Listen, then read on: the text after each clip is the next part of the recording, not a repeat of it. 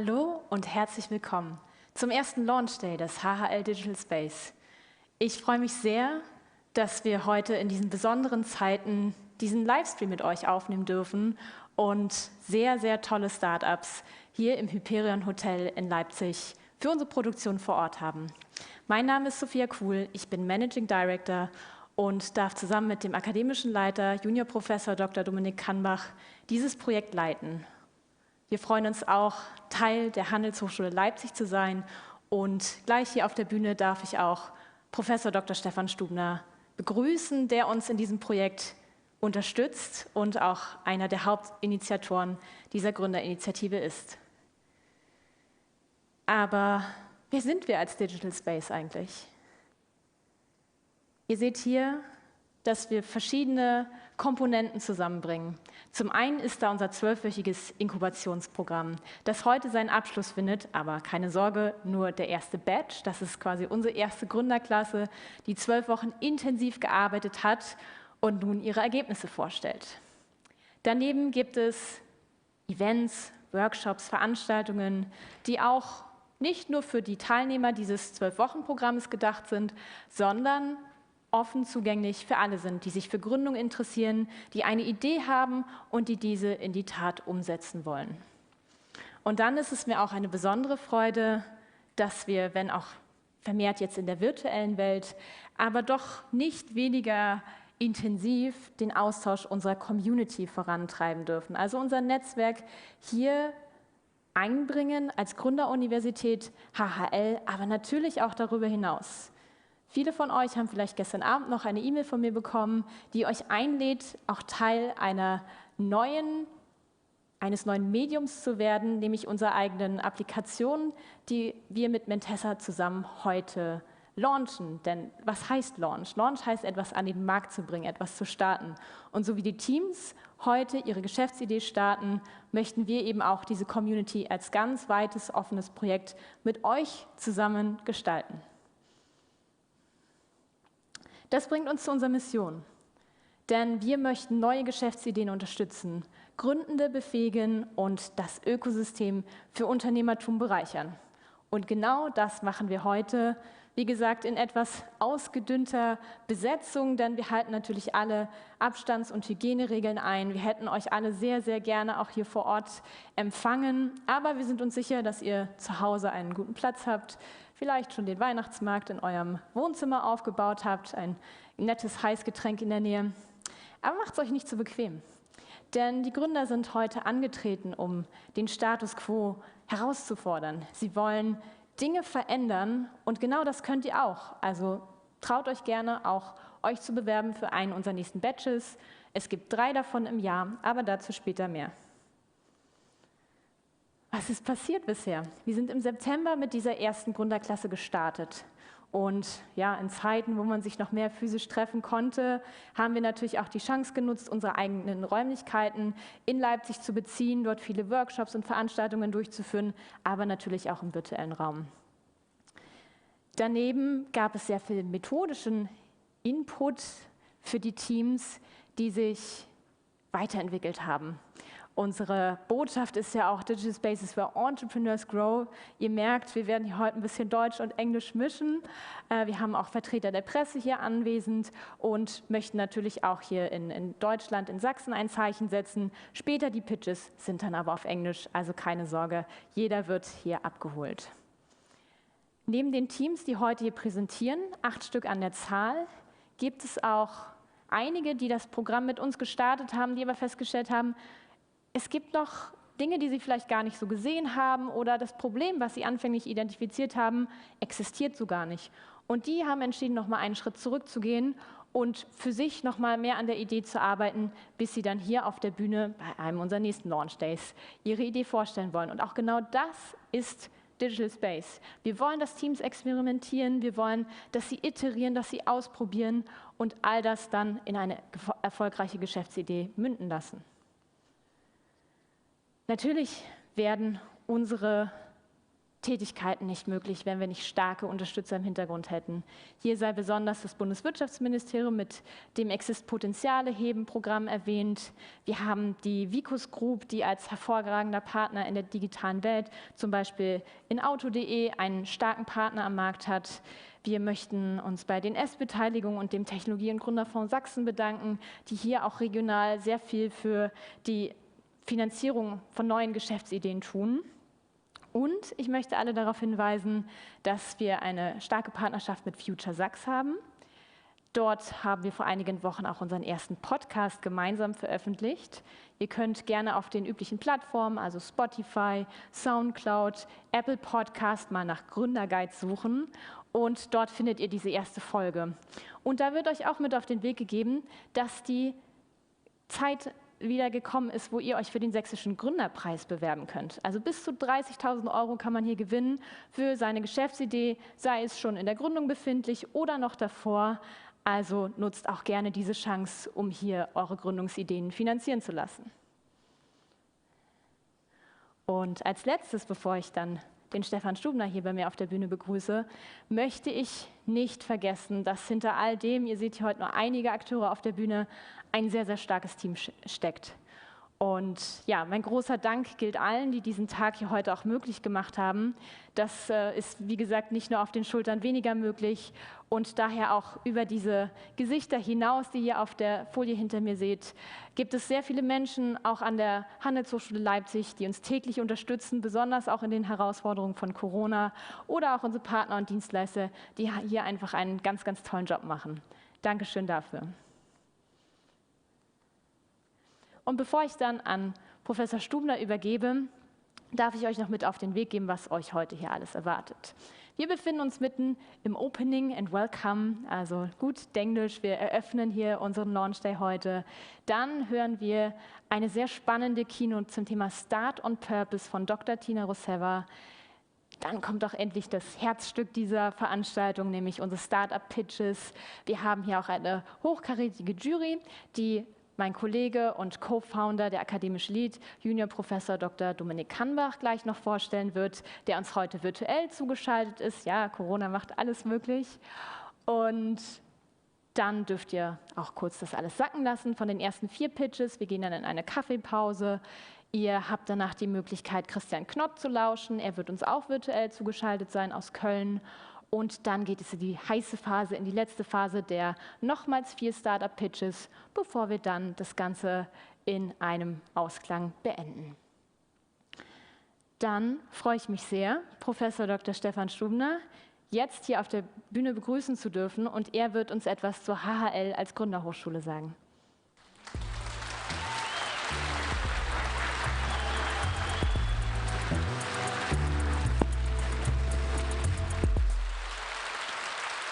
Ja, ganz lieben Dank, Sophia, auch für die Möglichkeit, heute auf diesem Medium ein paar Worte an euch zu richten. Denn es gibt einen Grund, warum der Digital Space an der HHL entstanden ist. Und der Grund hat ganz viel mit unserer Geschichte zu tun. Die HHL wurde vor über 120 Jahren von Unternehmern gegründet, weil man gesagt hat, wir brauchen eine Hochschule, wir brauchen höhere Ausbildung für unseren Nachwuchs in Unternehmen, aber auch für den Unternehmernachwuchs. Und in der Tradition haben wir uns weiterentwickelt und stehen heute als eine Gründerhochschule, ausgezeichnet vom Stifterverband, seitdem es diese Auszeichnung gibt, 2012, und können mit Stolz zurückblicken auf eine Historie von ganz vielen jungen Menschen, die bei uns gelernt haben, studiert haben und teilweise bereits während des Studiums ihr eigenes Unternehmen gegründet haben. Wir haben gelernt in den letzten Jahrzehnten, dass Gründergeist etwas ganz Wesentliches für die Weiterentwicklung der Gesellschaft ist. Dass Gründergeist hilft, Arbeitsplätze zu schaffen, dass Gründergeist hilft, Neues in die Welt zu bringen. Ich selbst habe an der HHL studiert, hatte vorher nie daran gedacht, irgendetwas mit Gründungen, mit Unternehmertum zu tun und hatte hier Feuer gefangen, hatte auch schon bereits während meines Studiums mein erstes Unternehmen gegründet. Und so ist es nur folgerichtig, dass heute weiterhin die HHL, an die ich dann zurückkehren durfte, um auch das Thema Unternehmertum weiterzutragen, einen sehr starken Fokus in diese Richtung hat. Wenn man sich mal anschaut, wie unsere Mission aussieht an der HHL, dann ist es unsere Mission, und das wäre das nächste Schaubild, dann ist es unsere Mission, dass wir unternehmerische, verantwortliche und effektive Führungskräfte von morgen ausbilden wollen. Führungskräfte in Unternehmen, die Unternehmertum im Unternehmen vorantragen, Führungskräfte in Startups und Gründer, die selber etwas realisieren wollen. Das tun wir, weil wir daran glauben, dass wir auf diesem Weg einen nachhaltigen Beitrag leisten können. Denn die jungen Menschen, die bei uns ausgebildet werden, die jungen Menschen, die bei uns durch den Digital Space auch gehen, wir glauben ganz fest daran, dass sie große Potenziale haben, dass sie in ihrem weiteren Lebenswerk, in ihrem weiteren Lebensweg an Positionen kommen oder mit ihren eigenen Unternehmen nachhaltigen Einfluss haben. Und deswegen fördern wir auch insbesondere Gründungen, von denen wir glauben, dass da nicht nur jemand ist, der Gründergeist mitbringt, sondern der eben auch einen nachhaltigen Ansatz hat und dem wir dabei helfen, effizient und effektiv zu werden. Das heißt, die nötigen Tools und das Handwerkszeug an die Hand zu geben, um die eigene Idee auch erfolgreich an den Markt zu bringen, um auch das eigene Unternehmen erfolgreich weiterzuentwickeln. Und wir tun das in einem Dreiklang. Wir tun das in einem Dreiklang von Unternehmertum, was in der Strategie, in der Positionierung der HHL absolut im Fokus steht, bei dem wir 8 Professuren haben, in dem wir einen riesen Track Record haben mit über 300 Gründungen unserer Absolventen mit 5 Unicorns. Aber unser Unternehmertum basiert dabei immer auf dem Gedanken der Nachhaltigkeit, der Idee, wir wollen hier nicht kurzfristig optimieren, wir wollen nicht kurzfristig versuchen, Gewinne zu realisieren, sondern wir wollen langfristig Wert schaffen, wir wollen nachhaltig sein und mit einem Verständnis, dass jeder Gründergeist auch immer unterstützt werden muss von einem Ansatz, dass man diese Idee auch weiterbringen will, mit einem Führungsansatz. Denn ich muss nicht nur meinen Partner davon überzeugen, ich muss nicht nur meine Mitarbeiter im Unternehmen überzeugen, meine Kreditgeber, meine Lieferanten, sondern es geht darum, auch eine Organisation zu bauen, die wiederum nachhaltig ist, damit dieses zarte Pflänzchen der Idee in eine erfolgreiche Marktpositionierung überführt wird, dann wächst und langfristig nachhaltig aktiv auf dem Markt ist. Das ist der Grund, warum wir vor einigen Jahren die Idee entwickelt haben, dass wir neben unserem eigenen Studienprogramm, neben einer sehr engen Verbindung und Kooperation mit dem SpinLab, dem Excelerator, der dazu da ist, bestehende Geschäftsideen, bestehende Teams zu beschleunigen, to accelerate, dass wir auch ein Angebot schaffen wollen, was in die frühere Phase geht, das junge Menschen anspricht, die vielleicht eine Idee haben, aber noch nicht wissen, wie sie umsetzen, die vielleicht Gründergeist haben, denen aber noch ein bisschen die Idee fehlt, und ein Angebot zu schaffen, was ganz explizit als offene Plattform konzipiert ist. Dass wir sagen, wir wollen Menschen unterschiedlichster Hintergründe zusammenbringen, Techniker, ITler, Forscher, BWLer, Menschen, die einfach gründungsbegeistert sind, dass sie bei uns im Digital Space die Möglichkeit haben, sich auszuprobieren, durch ein sehr anspruchsvolles Programm zu gehen und dann auf einer Veranstaltung wie der heutigen Sicht der Welt zu präsentieren und natürlich auch Feedback einzuholen, was denn eine Jury aus Fachleuten, aber auch das Publikum draußen und die wenigen Menschen, die wir heute leider noch nicht hier begrüßen dürfen, an Feedback mitgeben, an Ratschlag, an Hinweisen. Ich freue mich ganz besonders, dass ich jetzt überleiten darf zu einem Grußwort unseres Wissenschaftsministers. Sebastian Gemkow, selbst auch aus Leipzig, hat es sich nicht nehmen lassen, auch heute an uns ein paar Worte zu richten. Ich freue mich ganz besonders, dass er in dieser sehr aufregenden Zeit die Zeit gefunden hat, auch sich an uns zu wenden, und damit übergebe ich an Sebastian Gemkow.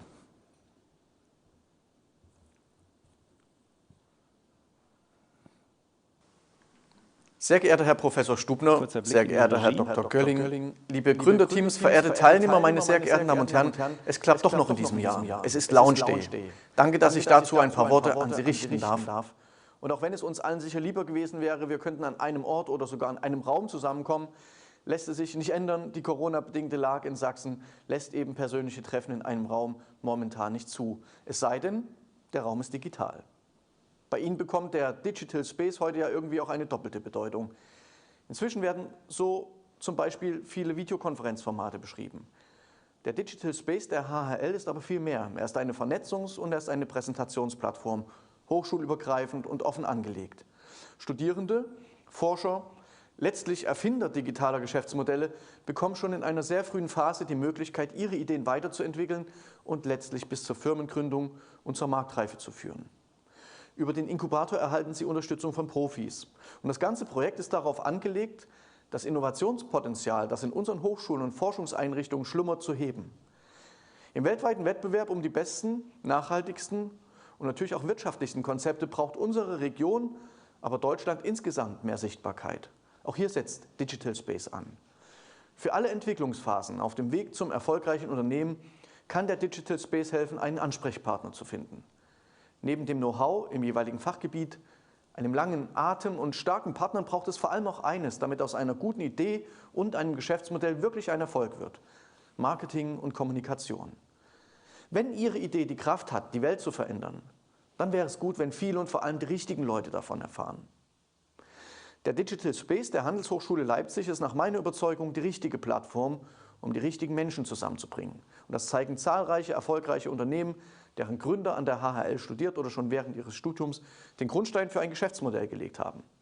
Und der Digital Space findet in Sachsen hervorragende Anknüpfungsmöglichkeiten zu anderen Plattformen, zum Beispiel FutureSachs oder Saxid, um nur zwei zu nennen. Meine sehr geehrten Damen und Herren, ich wünsche Ihnen, dass Ihre Ideen und Projekte mit dem heutigen Launch Day einen weiteren Schub bekommen. Und ich möchte mich bedanken für das große Engagement aller Partner, die diesen Inkubator mit Leben füllen. Ihnen alles Gute und einen starken Launch Day.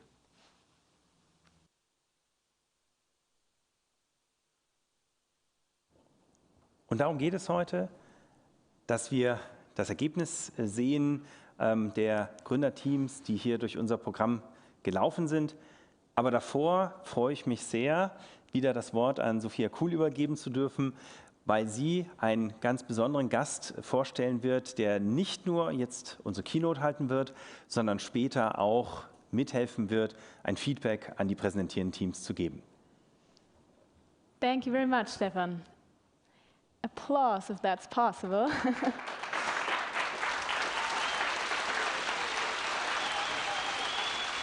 Yes.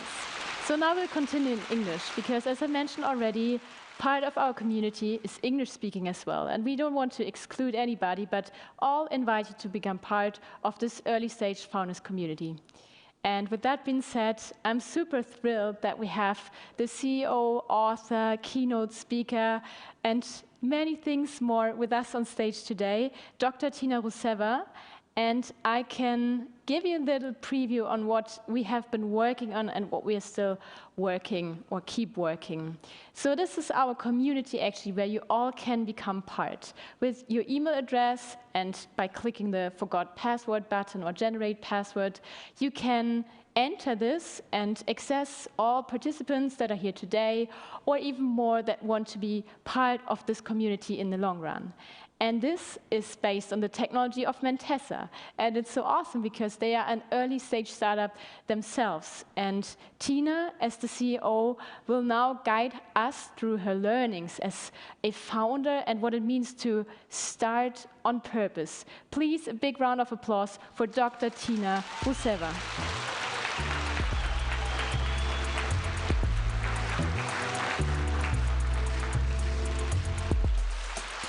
Launch day. Every now and then in life, there is a launch day, when you get to be the astronaut on a mission, the one who would like to discover a new world full of opportunities, the one who will have an impact on the humankind, bring wisdom and prosperity. Every now and then, there is a launch day. And on a launch day, you feel the energy, the power to succeed on your mission. But there is another story.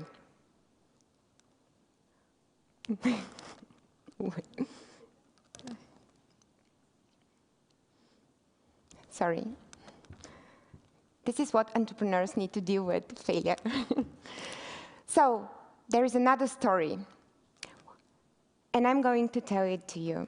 When I was 6, my mom brought a computer back home. and she asked me to sit at the table, and with solemnity she said, "Tina, there are two types of people. There are builders, and there are consumers." And then she paused, she looked me straight in my eyes, and she asked me, "Which group do you want to belong to?" You can imagine the impact of this question on myself. It was 1988, the world without the internet. A few years after the dinosaurs disappeared, and I was 6. But nevertheless, without ever spending a thought on the meaning or the word purpose before, this is the impact that a mom has. I knew my purpose in that very moment, and I knew that I wanted to be a builder. And oh my God, I was building. I was building all the time. I took this computer, and first I built games for DOS with letters and dots, and then I used it with improving technology to build stuff in a graphical interface. So at high school, I built the newspaper with a technique similar to what you use today to prepare your presentations. Later on, when I graduated school, rapid DSL connectivity had arrived to Europe with the iPhone, and I built the first online fitness app. And the more I was building, the more I liked it because it gives you a sense of accomplishment. It's very gratifying. So I kept on building stuff without ever asking the question, what's the purpose of it? So I built a family, I built a house, I began to build a career, until one day I realized that during all my life, this building has been supported by technology. And by technology developing, building has become so much more easier, so much more efficient, then at one point, we were all running after efficiency, but efficiency was kind of there. And it was only 20 years after this conversation, in 2008, at the verge of the financial crisis, when I realized that the efficiency of technology changes its effect. It's very evident in parenthood. If you have children, you can't become too much of an efficient parent. But it's not so evident with software or technology. I want to give you an example. Think about the stock exchange, the place where people buy and sell shares for companies, hopefully for your companies too one day. Before there was information technology, software, on the stock exchange there was a person, an investment broker. And he was adding value to companies by selecting them based on their numbers, but also based on their purpose. Based on if they were creating jobs in some rural region, based on the number of employees, based on their labor politics. And then software came, automated trading systems were developed, and they enabled investment opportunities in split seconds. Opportunities optimized for short-term gains that were not available to people. Not only not adding value to businesses, completely neglecting their long-term vision or purpose, but actually, we today know, draining out almost the entire value out of them. And this is when I knew the efficiency of technology changes its effect. And it's not a news, at least not for me anymore, because technology has always been driving society forward. We had, with the first industrial revolution, we invented the steam engine, we released our hands. We could produce mechanically, we gained efficiency. And then we invented the electricity, so we could produce in masses, we could produce a lot more than we need. And then, at some point, we invented the computer, and it was possible to automatically compute stuff, so we could leave the machine to do the work for us, automatically. This was even more efficient. And the problem now, actually, it has started with the invention of the iPhone, artificial intelligence, and the internet, is that we are about, or actually already have gained, exponential productivity. Exponential productivity is a category of efficiency in itself. And I want to illustrate the difference with an old story about a man who invented the game of chess for his king. Supposedly, the king liked it so much that he suggested to grant him any wish in return, anything that he would wish for. The man wouldn't be an old wise guy if he had just, you know, demanded gold. He demanded wheat, but in a particular order. He said, I only want some wheat grains, but 1 wheat grain on the first square of the chessboard, 2 on the second, 4 on the third, 8 on the fourth, and so on, doubling on every square. It's the exponential function. And on a small chessboard with only 64 squares, this amount of wheat quickly sums up to 18.5 quintillion wheat grains. This is more wheat than we have on the planet right now. It's more than we have sandcorns on the beaches on the planet right now. It's more than the largest manufacturer of wheat in the world, China, can produce in 6,000 years. This is exponential productivity. Very quick, very fast. And why does this disturb us? There is another thought experiment by the Swedish philosopher Nick Bostrom. Nick Bostrom said, if we have this exponential productivity that the internet has given us, and we take an artificial intelligence, which is basically a robot that can learn, what would happen if we would leave a very simple robot to produce something very simple by itself? And he said the most simple thing, the simplest thing ever, is a paperclip.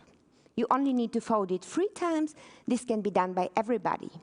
And he created this experiment in which you imagine a robot that is producing paperclips, and because it has artificial intelligence, meaning the ability to learn, it learns. It becomes more efficient and more efficient. Like we people, it gets better in producing more, faster, quicker, whatever it is that we all strive for. In the end of the experiment, the paperclip Frankenstein, how the philosophy environment is calling him, the paperclip maximizer, becomes creative and produces paperclips from stone, from wood, until one day a critical mass of efficiency is achieved and the entire planet is turned into paperclips, including us people. Of course, it's an imaginative scenario, but this is exponential productivity. And this is what we already have. And this is why it's evident that in the future, actually already today, efficiency is a given. So coming back to my story, as an entrepreneur, I was surrounded by other founders like you, who were intelligent and ambitious, and everybody wanted to get there faster for their kids, for their personal recognition, for their companies. Everybody wanted to make it. And by doing so, we were all running after efficiency, but now I knew efficiency is a given. Why are we doing this? And then I knew with the ubiquitous adoption of information technology, because software is today not only at the stock exchange, it's not only in your cell phone, it's everywhere. It's in human resources, it's in banking, it's in the bus. So it's actually everywhere in every single field, in arts, and every place is converging with digital technology. So the more it is true, the more we are actually all builders. And this is where I realized that my mother's theory had its quirks, because it's not true anymore. In the digital world, with every click, with every like, with every purchase, we are all builders. We create the reality of today and the future, tomorrow. Especially on a planet that is full of challenges, not just the climate crisis, but rising migration rates, rising skill gap, knowledge gap, inequality, extreme poverty. So I was asking myself, in a world full of problems and full of efficiency, why would you start a company that does not good, that does no good? Why would you ever start a non-profit or a for-profit again? And I realized that the time has come to be on purpose, to start on purpose. And don't get me wrong, I only know startups, but I believe this is true for everything. If you want to start being a parent, to start being a good friend, to start being a good student, to start being a good citizen, the time is now to start doing it on purpose. Because you are a builder, we all are. And you are having an impact anyway. So you better take the ownership of this. And I have brought you 3 things that you need to know for starting on purpose, because I read the deck and I'm really excited. There are some really great ideas around it. Starting on purpose, rule number 1.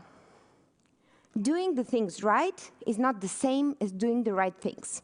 Doing things right, this is efficiency. And we said efficiency is a given. The problem with doing things right and the right things is that you can automate the upper one. You can automate doing things right. You can learn to write a business plan. You can learn to sell stuff. You can learn to build products. You can even teach a machine to do it for you. They're great artificial intelligence writing better essays than most people. You can automate and give away things right doing. But you can't automate. You can't even make it easier to do the right things. Do you know what the problem is with the right things? It's not a big vision that you put in your PowerPoint slides, like the purpose of the company is this and that. Doing the right things, this is every conversation, every decision, every interaction, every relationship, every day, all day, every year. That's the problem with doing the right things. It does not allow for efficiency, because the efficiency changes the effect. So this is rule number 1. And I want to tell you, I know this is very trivial. Probably there is not a single person in this room and online now who would say, but why would I want to do the wrong things? Of course I want to be a good person, and I want that me and my work do the world a better place. But I am telling you, especially as a startup, when you're short on money, when you're short on customers, when you're short on recognition, if you have started out for the wrong reasons, if you have started out of fear, for revenge, for fame, power, you will very quickly find yourselves compromising on things right. And it's not like the big decision is coming and then you're turning from good to bad in one day, in one night. It's just a series of very small events where you're going to say yes or no, not just how you truly feel. That will eventually, many years later, will lead to you not having the choice to do the thing that is right. So it's very easy to compromise on purpose, especially if you are not on purpose, if you're not consciously trying to do the right thing all the time. So this is the second thing. There is something I call purpose-driven entrepreneurship that is beyond the dichotomy of for-profit and non-profit. That is beyond the dichotomy of efficiency or effect. That is beyond the dichotomy of money or love. It's entrepreneurship that is simply there to make the world a better place, and everything else follows. And I believe in today's digital world full of opportunities where efficiency is a given, the time for this type of entrepreneurship has come. And now the third and last thing, impact. I have a great news for you and a bad news. And I will start with the good news. You have graduated an amazing program at one of the best universities in the world. You are predominantly white, in the middle of Europe, in a wonderful country that still lives democracy. Chances are that you are going to be successful. You're going to go out there, build those companies.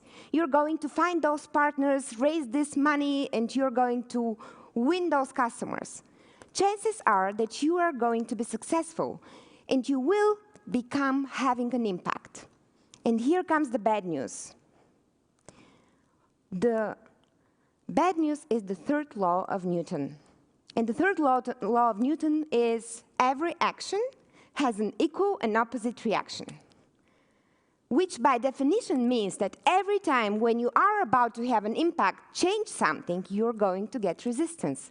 This is what you're getting. Otherwise, you're not having an impact. Try raising a child without resistance. You're not having an impact. Try making a company adopt your product. You're not having an impact. If there is no resistance, it's not real. And this is the bad news. There is this red inflection point, the moment when you're going to feel the resistance. And this is the point, and this is the bad news, where most of you will say, well, in this world full of opportunities, where I could do so many other things, I might just leave it for somebody else. And this is the story of humankind. But guess what? The benefit of purpose is the courage to pursue it. If you are on purpose, with your venture, with your relationship, with whatever it is that you're doing, making a picture, this little point will stay in the past, and you're going to have your impact. So this is the good news. The benefit of purpose is the courage to pursue it. All of that I have summarized in one expression. It's called Big Heart Ventures. In this, I want to remind you of the three things about being on purpose. The one is doing things right is not the same as doing the right things, and you have to be very careful because the second one you cannot automate. The second thing is startups today don't need to be for-profit or non-profit. They can and have to be both because we have a lot of problems to solve, and we can do it together. And the third is, whenever you feel the pain, this is because you're having impact. Because by definition, when you're having an impact, you get resistance back. This is the beginning of success. And those 3 points I have summarized in this expression of Big Heart Venture, because I believe success does not come on the launch day. It comes many, many, many years later and days. And it only comes if you have tackled all of those big, hard, small red points with courage. And this is how Big Heart Ventures come together. So big is your purpose. Why is it big? Because it's bigger than you. It's not about your wish, your stuff, your career. It's about the world. How your startup is making one person's users, countries, conditions better. It's about your heart because it's your values. If you stop listening to this voice here, now when it's quiet, you're at the beginning of the company, there is a lot you can control, a lot of time to think. You will not be able to hear it later on. And ventures, because there is no risk in courage. Courage is not being neglecting of risk, it's knowing that it's the right thing to do. So, Big Heart Ventures are an act of courage, and because a lot of us as entrepreneurs, especially in the beginning of the journey, in a country like Germany, are celebrated like brave people, which is true. A startup is quite a tough thing. And it's not tough because you work so long that your back is hurting and you gain weight and you lose your friends and it's summer and you don't go outside and then you have to fight with this customer and then your co-founder is going and then you need to pay him back but he's not working. This is not the reason why startups are hard. Why startups are hard is that it takes a long, long, long time to be all those good things at the same time. And this is why I say it's not courage to start something. It's not entrepreneurship that takes courage. It's purpose that does. Because there is nothing easier and more pleasant than starting something new when all opportunities are open on a launch day. But it takes courage and persistence to go where the successful people go. And one I know from all the books and all your stories, the world has changed. Culture, religion, countries, geography, the climate, everything is changing. But one thing has always been constant. Change is created by people with purpose, who stick to their values and to their goals for quite a long time, and don't do it for the wrong reasons, but to make the world a better place. And I know it's a lot, but I know that if you know your own purpose, how you are making the world a better place, and what does this mean for you, your values, you are going to become unstoppable. Because this is how the world has turned so far.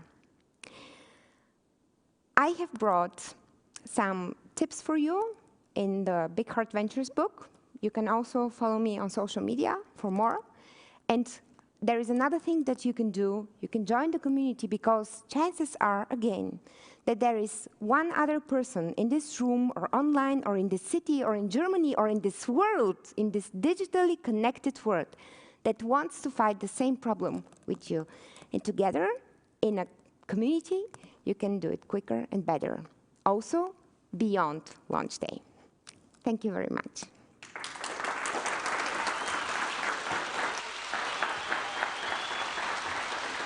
Thank you, Tina. That was such a great pleasure to have you here today. It's been a great honor, honestly, to have her with us.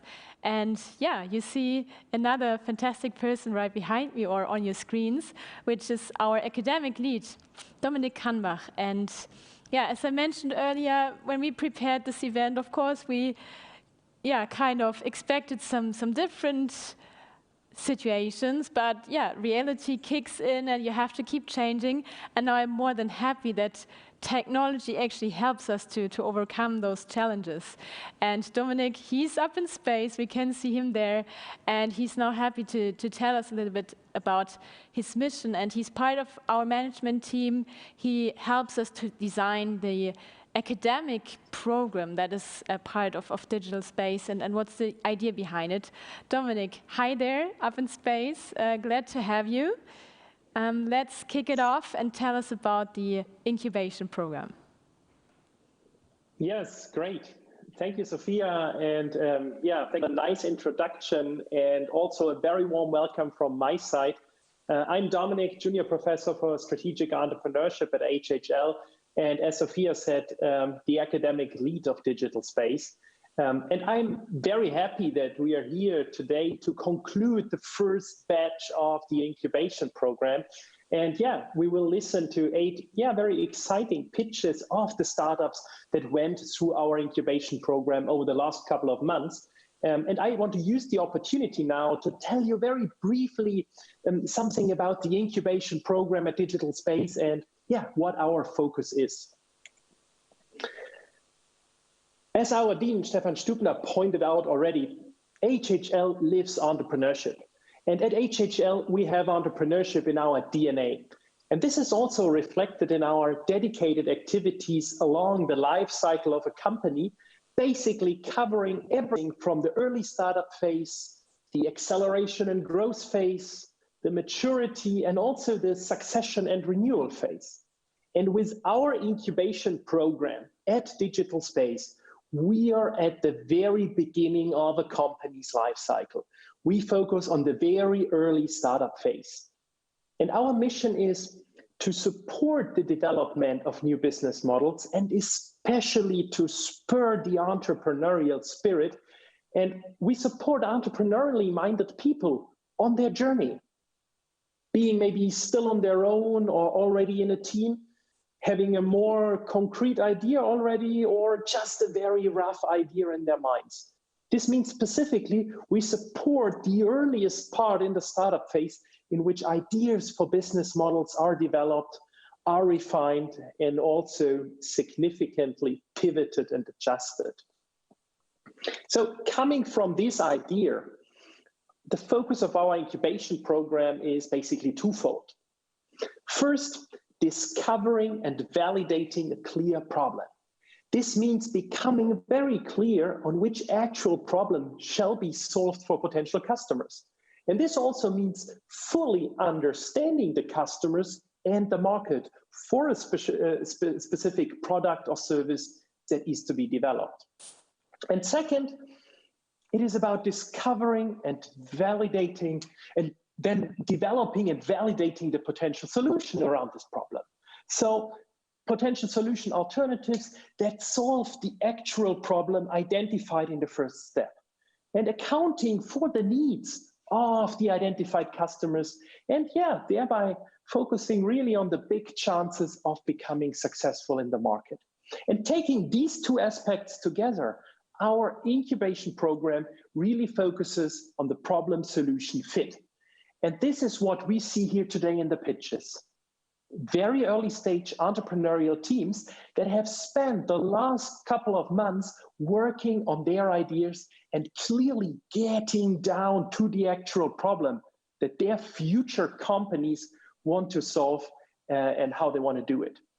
And this gives us the opportunity today to see ideas that have made it through the program, and our entrepreneurs will also share their learnings from these activities of diving really deep into their respective industries and markets, figuring out which ideas might work, and also very importantly, which ideas, seem not to work.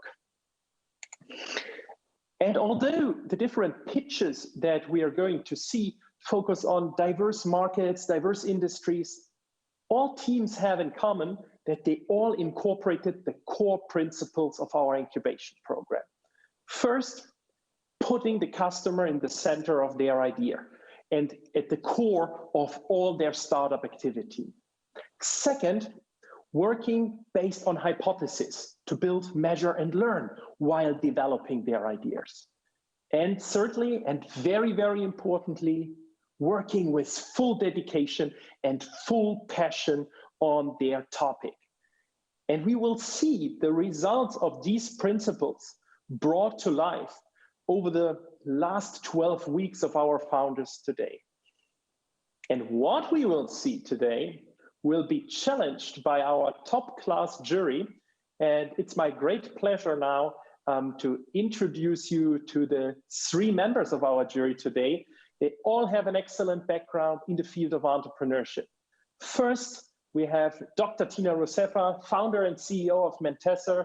Thanks again for being with us today, Tina. It was great to listen to your words in the first keynote, and thanks for being part of the jury as well. Second, we have Björn Bauermeister, co-founder of Smart Infrastructure Ventures and an active startup investor for many years. So thanks, Björn, for also being with us today. And third, we have Professor Dr. Stephan Stubner, chairholder of the Porsche Chair of Strategic Management and Digital Entrepreneurship and Dean of HHL, as well as serial entrepreneur and investor. Thanks, Stephan, for taking your time and being also part of our jury today. And so I would say it's time to start, or better, to launch at Digital Space Launch Day. Let's into the pitches. Everyone, enjoy the insights from our startup teams. And back to you, Sophia. Thank you very much, Dominik. Yes, we're super excited. Now we're really in the mode of hearing some startup pitches. I don't know how you feel, but working with those teams has been a great pleasure. Sometimes also a little challenging for us because, I mean, an entrepreneurial journey is never linear, right? You have some ups and downs. Sometimes the world loves you and then it gives you lemons. So you really have to deal with a lot of things. That's why we're very proud as well that the teams have made it through the 12 weeks incubation program, and they are now ready to pitch to you. Let me explain the setup a little bit. So here on stage, we invite the teams to present in 5 minutes what their idea is all about. And we limit this because, I mean, that's the standard in the startup world. So you only have very limited attention span of possible investors, and that's where this pitch format comes from. And they want to attract investors. We have 2 of them with us, actually. Björn and Stephan are known for being early stage startup investors. So maybe you guys can get your first investment round today. But what is more important for us is to prepare the teams for their future journey. It's not that you're just born a star and then you can do whatever you want, but you have to keep learning. And their feedback really helps you a lot. And that's what we implemented in our digital space and encourage everybody to keep on listening to, whether it's from the market, from your investors, from your partners, whatever it be, just embrace it, be open for it. And that's why we put the jury more as a step on their entrepreneurial journey today to make sure they receive the feedback they need to proceed on their entrepreneurial journey. Enough said. I am very excited to announce now the first team, which is called Flottes. And we have two very enthusiastic early-stage founders here that are parents themselves. They will introduce themselves in a bit, and had to deal with bike purchases quite recently. And that's the background where their business idea developed.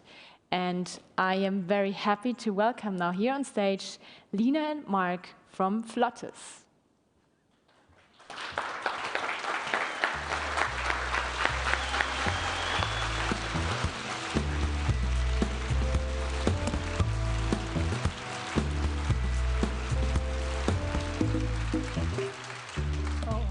Thank you very much. I'm Lina, this is Mark, and we are the founders of Flottes. Our vision is to provide kids with the right bike at the right moment. But what is so special about kids and bikes? Well, kids grow fast. Until the age of 14, they need to change bike size up to 6 times. For parents, it means that they have to provide the kids with all these bikes through all these years. They buy it online, in local stores, they get it used or new, or they also get it from friends and family. After research we did with 260 parents, we found out that there are some issues out there. When looking for new bikes, there is an overwhelming variety of products and bike size over there. And it's difficult to oversee everything. Parents are interested in sustainable products and service, but there is none for kids' bikes. And many parents see it as time-consuming to search, bike, and later on also to sell all these bikes. Well, we think that with Flottes, we have a solution for these problems. Let's imagine this mother is looking for a kid's bike. So she goes on our website, flottesrad.de, and there she uses some simple filters to narrow down the options, finds a bike, orders it, it's being delivered to her at home. And of course, after a while, the kid outgrows the bike. So she needs to order an exchange. The bigger bike comes to her, and the smaller bike goes back to us and is available for the next customer. So we combine 3 customer values in our service. We have pre-configured quality bikes that have all the components a kid's bike needs. We have a convenient service, and it's easy to exchange the bikes. And sharing is a sustainable concept in itself. We combine these 3 things in a subscription service for kids' bikes. That is Flottes. We offer 3 simple pricing plans for the subscriber. There is a monthly, an annual, or a carefree insured subscription. If you would have 10,000 subscribers, it would lead to a revenue of 1.5 million euros. What are we going to do next? Just starting next year, we want to prove the concept in Leipzig and with some families abroad in Germany. Then in the second year, going to our MVP with 2,000 bikes and need an investment for that. And in the 4th year, planning our expansion to 10,000 bikes with needing investment again. After this plan, break even will be in the 7th year. It's a long time until then, but we are a time-proven team because we already worked together for almost 10 years in a design agency. So our skills are communication, marketing, and design. And not to forget, yes, both of us are parents, so we know what we're talking about, speaking about kids' bikes. We are Flottes, and we want to provide kids with the right bike at the right moment. Come and visit us at flottesrad.de. Thank you very much.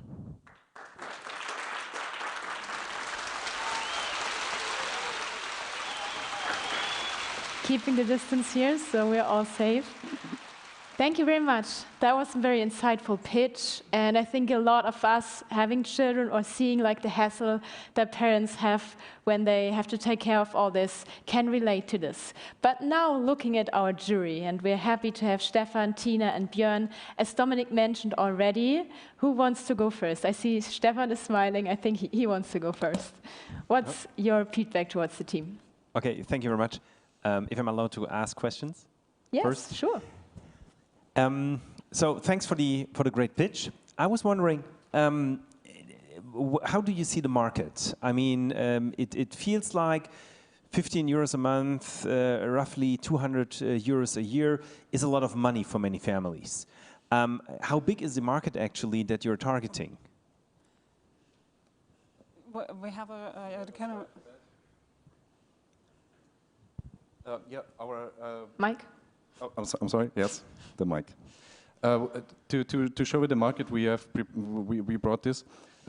We are starting by the thought that the kids that we are aiming on, actually we aim on the parents. You know, they are between the age of 2 and 14. So it's 7.8 million kids that have a bike in this age.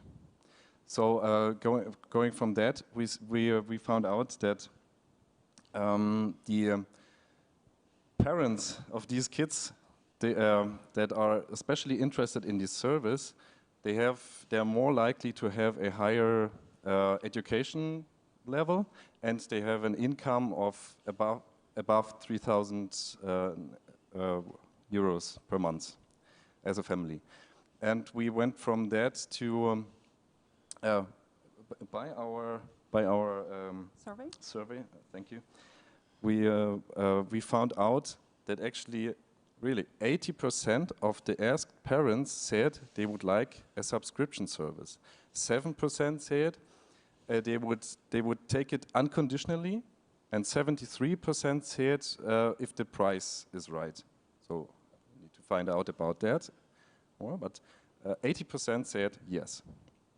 So if we just assume that 5% really would do the subscription, we would land at 3.1 million euros per year. Of course, it's just it was just our first survey. We did this survey, as I said, with 260 parents, but it's still our first proof for that. And of course, we should try it really on the market. That's our idea, to start in Leipzig with just a few bikes, and then see how it works, and if the parents are really willing to have a subscription for bikes. Next question. Hi, thanks for the pitch. I can definitely relate to the problem. I'm a father of 2 daughters and facing a similar problem with changing the bikes every now and then. Having said that, so you said up to 6 times from the age from 2 to 14, you have to change the bikes. That means if the subscription per year is 200 euros, so for the 12 years, it's every second year, basically, you have to buy a new bike. So it's 400 when I go for the subscription. For 400 euros, it's quite a challenging amount. So if you buy a bike every second year, you would definitely get a good bike every second year as well. So how would you convince parents to do that? Is the quality of the bike so much better that there is the additional value, or where's the value? Yeah, it is about the quality of the bike. We found out that, for example, there is some kind of brands, there is a high demand on these brands, like Voom and other brands that parents should know. And they are actually pretty expensive. They cost, for example, 400 euros. And, but they don't have all the components you need on the bike. There's just a bike, and if you need the bike just to ride it, you need to buy other components. And our idea is to offer bikes that have everything you need, so that you don't have to invest anything more. And we also have this sustainable feature that we think that's something parents are interested on. I mean, that's also something we prove in our survey. And I want to add to that there is a part of the families that we spoke to would actually enjoy to not having to keep the bike, for example, from the older son and waiting 3 years to give it to the next one, having it standing around all the time, but just having somebody just take it back, and at the right time they get, when they need it for the second child, they get the bike. You know, so it's of course in a part it's a convenience problem, but it's more to that than just this. They can they save space. All right, yeah, let's continue maybe. We want to give Stephan the chance to give feedback. I mean, you just asked one question, right? So I want to continue with you. And then Tina can finally relate to that. Being a founder yourself, we want to hear some evaluation as well, right? So do you think it's an investment case or not? But first of all, Stephan, you were not finished, I think, with your questions. Let's keep it short because the other teams want to. Just then, one question. What's holding you back? I mean, you said you want to be break even in year 7. Why not in year 2? Yeah, because at first we will start with just a small amount of bikes with 2,000, and it takes some time. Still, we pay off our bikes we bought, and then having some money. And for the first step, we will have to invest just too much, so that it takes a little bit longer because we want to start a little bit smaller. Yeah. But of course, it could be an idea to just start with 10,000 bikes. Think big. Yeah, that's the spirit. All right, now over to Tina. Do you want to say something towards the team Flottes? Yes, so thanks of all. Please excuse me, I was a little bit late for your pitch. So I missed a great deal of very nice designed slides. This is a great plus for a pitch, I appreciate. I find your idea wonderful. I can totally relate to it. I have 2 girls, 11 and 9, and it's not only the problem with space, it's the problem with the younger one doesn't want the bike of the older one, even if it's not broken, and all of that. It's also a sustainability issue, so I think this is such an excellent model and a great business.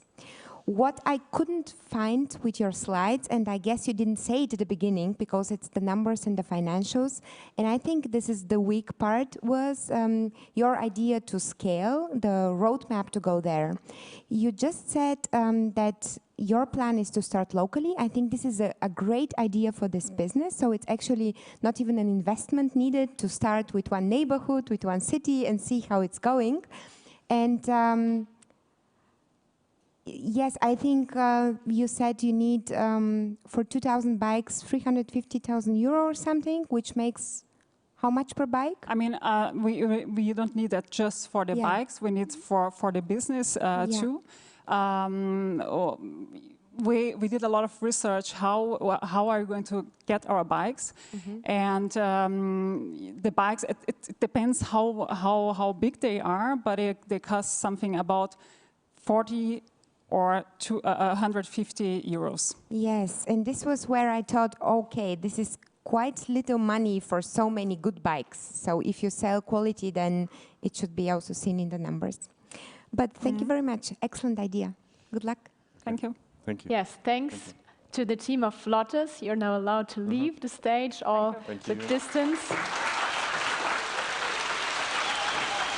Yes, we have to make sure everything is here according to the rules. And now I have to talk a little bit because the disinfection process is going on. So trust us, we put a lot of thoughts and effort in this, how we can make this, even if it's not a fully physical event, but to keep our teams safe and healthy. I want to continue with drawing your attention to maybe some fashion aspect. So maybe you have seen my shoes already. I tried my best to bring in some shiny atmosphere in here because we're digital space and it's close to Christmas. So yes, we want to celebrate that. But the next team, actually, if I had an award for the best outfit, it would definitely go to them. But let's not just look at the outward appearance, but also on what they bring inside. So I'm pretty sure you all have enjoyed a couple of nice barbecues this summer. We were just between 2 lockdowns and we really embraced it whenever we could go outside, meet some friends in the park. And what is nicer than to get your barbecue stuff all delivered to you? And this is where Grillaxed comes into play. And I'm very excited seeing they are all prepared, fantastic. We are now welcoming Eric, and Jonas here on stage.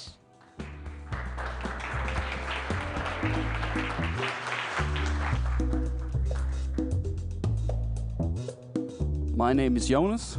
I'm Eric. And I'm Jonas too. And together we are the founders of Grillaxed. We have revolutionized the grill experience.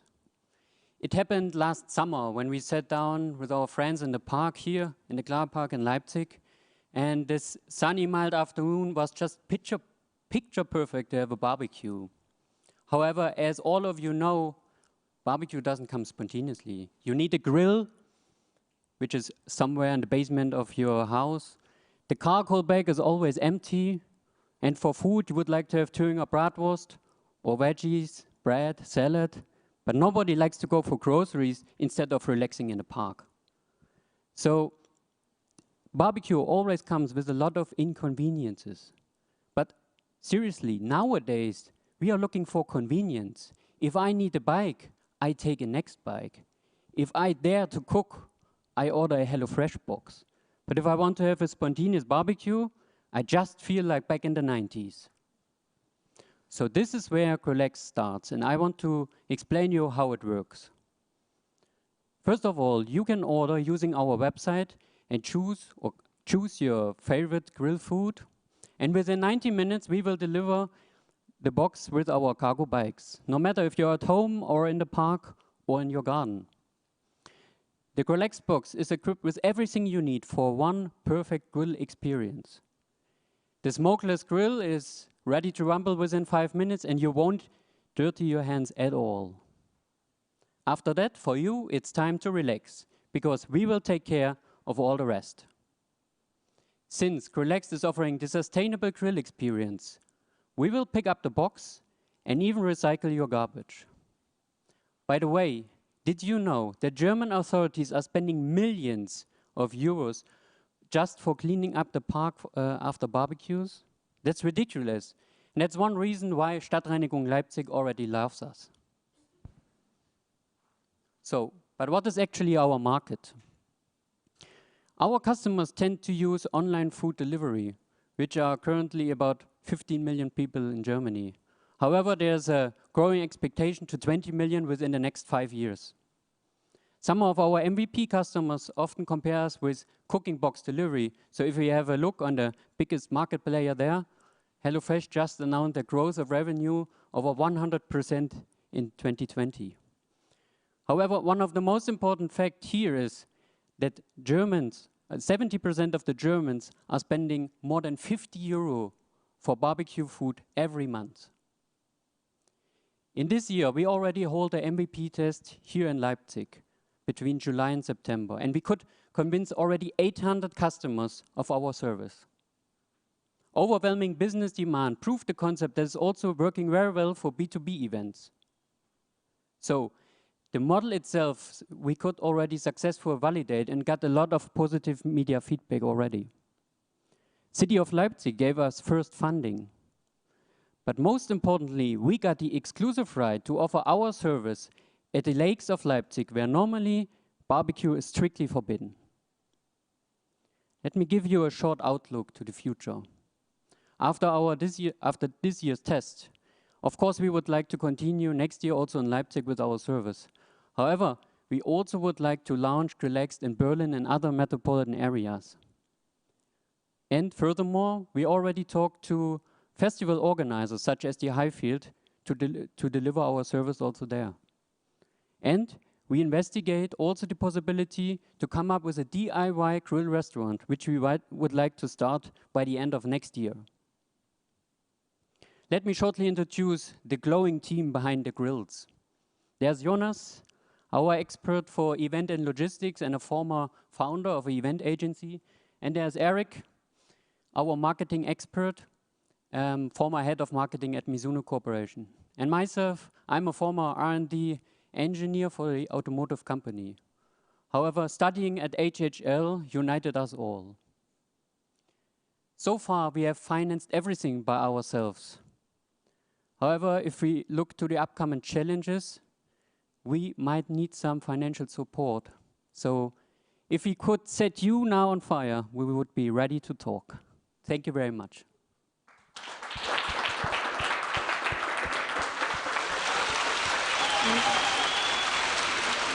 All right, no, stay here, just keep the distance. We're ready now for some jury interaction. And yeah, Tina wants to go first. I have a quick question. How much does it cost? Okay, we can say, I'll just quickly go to that slide, that an average order is around about 90 euros. This includes everything you need for a grill experience, so all the food you need for 4 persons, and the dishes, forks, even a napkin, even for the trash. You got yeah, everything you need for a grill experience. Do you pick up the box afterwards? Is it a one-time box? No, it's reusable, and all our boxes are tracked with a GPS tracker. So this makes it quite easy for us to plan our logistics and quickly pick up and deliver boxes. So it's going to be cleaned and reused again. And all the garbage, like Jonas already said, is recycled afterwards. Next up, Björn. Hi, great idea. I love it. Quick question.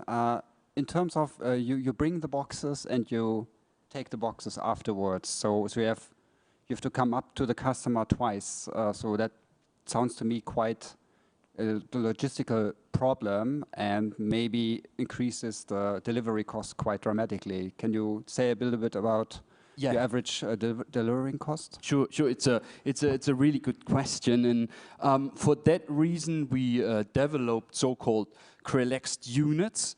And just have a look at the slide. One unit consists of 2 people, 2 cargo bikes, and 1 mobile. This can be a cooling trailer, a cooling van, whatsoever.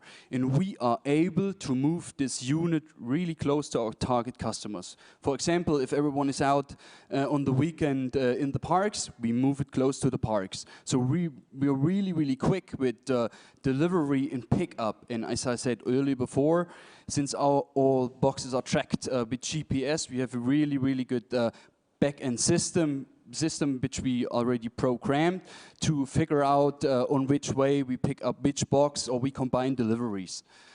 Yeah, that's basically how we do it. But just to add, 1 box includes the cost of goods of 30 euros and we include 10 euros working hours, meaning the delivery, but also the cleaning and everything. So it's included in our cost calculation. But true, it's of course it's a challenge. While having an eye on the time, Stephan, I think there's still some time for you to comment. And we can say we have tried the service already. Was it good? Absolutely. Excellent. Yeah, okay, so then I just want to give some feedback. I totally love the dedication that you as a team are having. I mean, first of all, kudos for coming here in that weather, in that dress.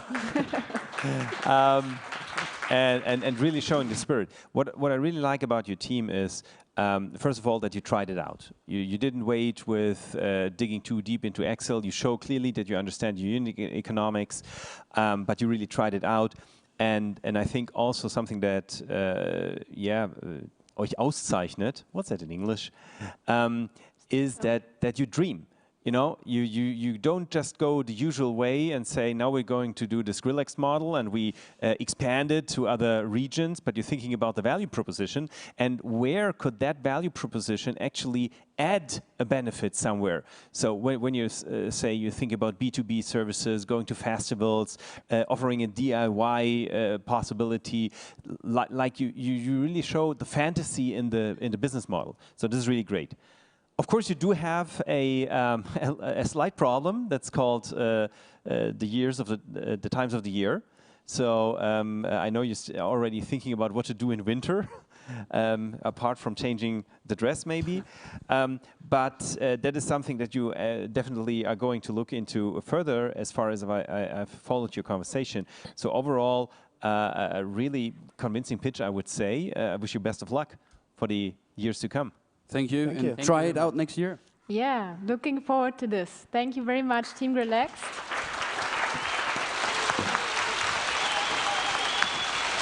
Now we have another topic that was quite challenged during COVID times. We are in a hotel right now, but to be honest, it doesn't feel natural anymore. So we all have stopped traveling to a great extent. We do not really spend time with our loved ones in some fancy hotels. And we are so much looking forward for the situation to get better after the lockdown and for hotels to flourish and, yeah, do their business again. And this is where Independent Rewards, our next team, comes into play, because they offer something that especially independent hotels can use to increase their sales. But I don't want to explain too much. I'm seeing the team is up and running, and we welcome Eric and Sebastian here with us on stage today.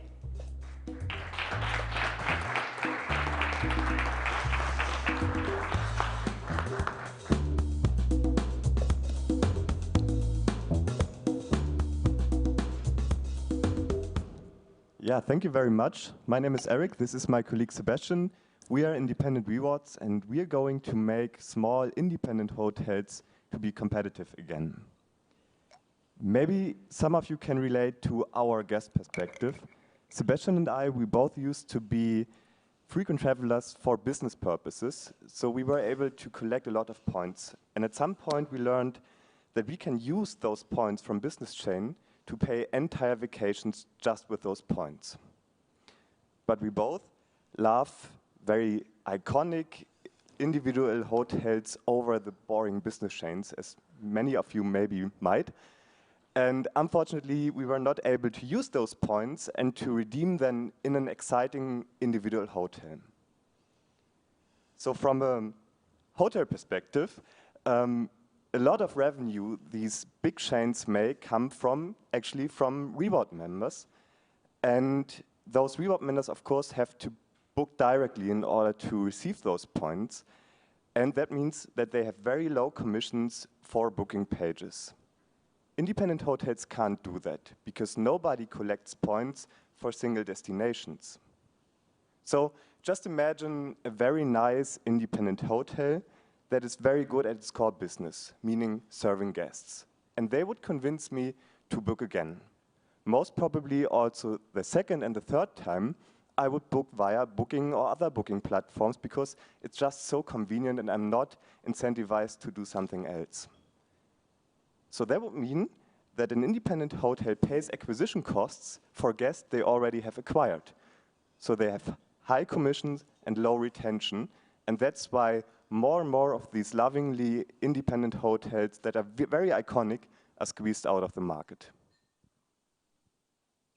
And this is how we want to solve the solution, the problem basically. So the typical market, as said, we have hotel chains, they have their own customers, hundreds of millions of frequent travelers, and we have basically all other hotels. You know Booking.com, you know HRS, you know Trivago as a price comparison meter engine, and they're all looking for a cheap hotel at your final destination where you want to have a good quality, and that's it. It's transaction-based. You're looking for a hotel, and the hotels have to pay, just for this transaction, on average 15% as a commission.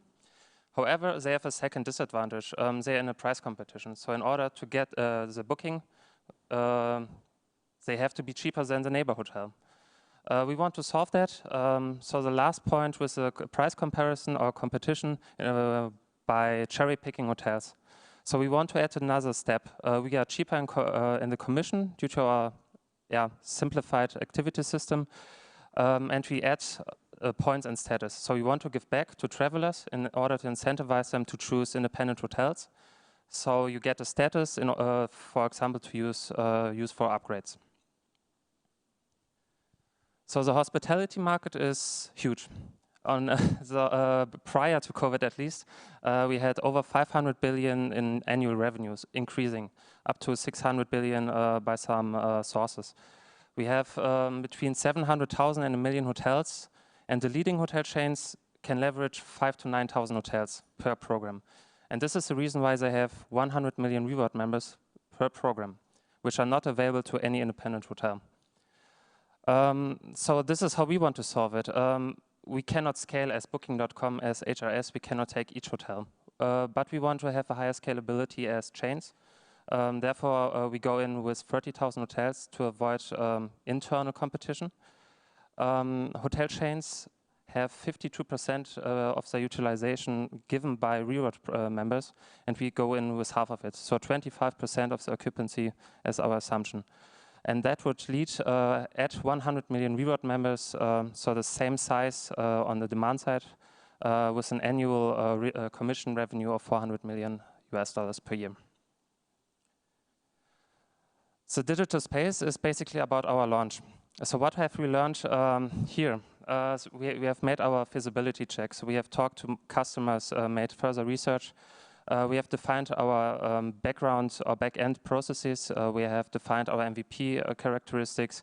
We have talked with partners, with tech partners especially, and we have already defined and received capital required for that. The next steps in terms of capital is our application for the Exist scholarship. And then we will launch in the market. So our MVP, we plan with the finalization end of Q1, which is also the step we want to go in the market. We have already contacts, and we are looking forward to a nice market entry. But for that, we are looking for much more feedback. So be it if you are a hotel owner, know someone, or if you are yourself a frequent traveler, please feel free to contact us, give us your or share your purpose behind traveling, your needs, and we want to solve that for you. Thank you.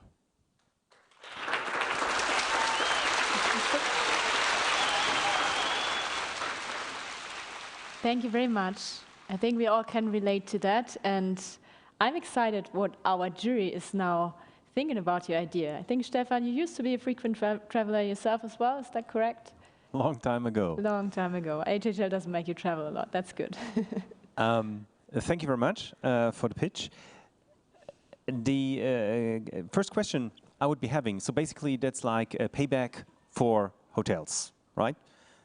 Where's the difference? Why shouldn't I rather go to the independent hotels and motivate them to actually sign up with payback?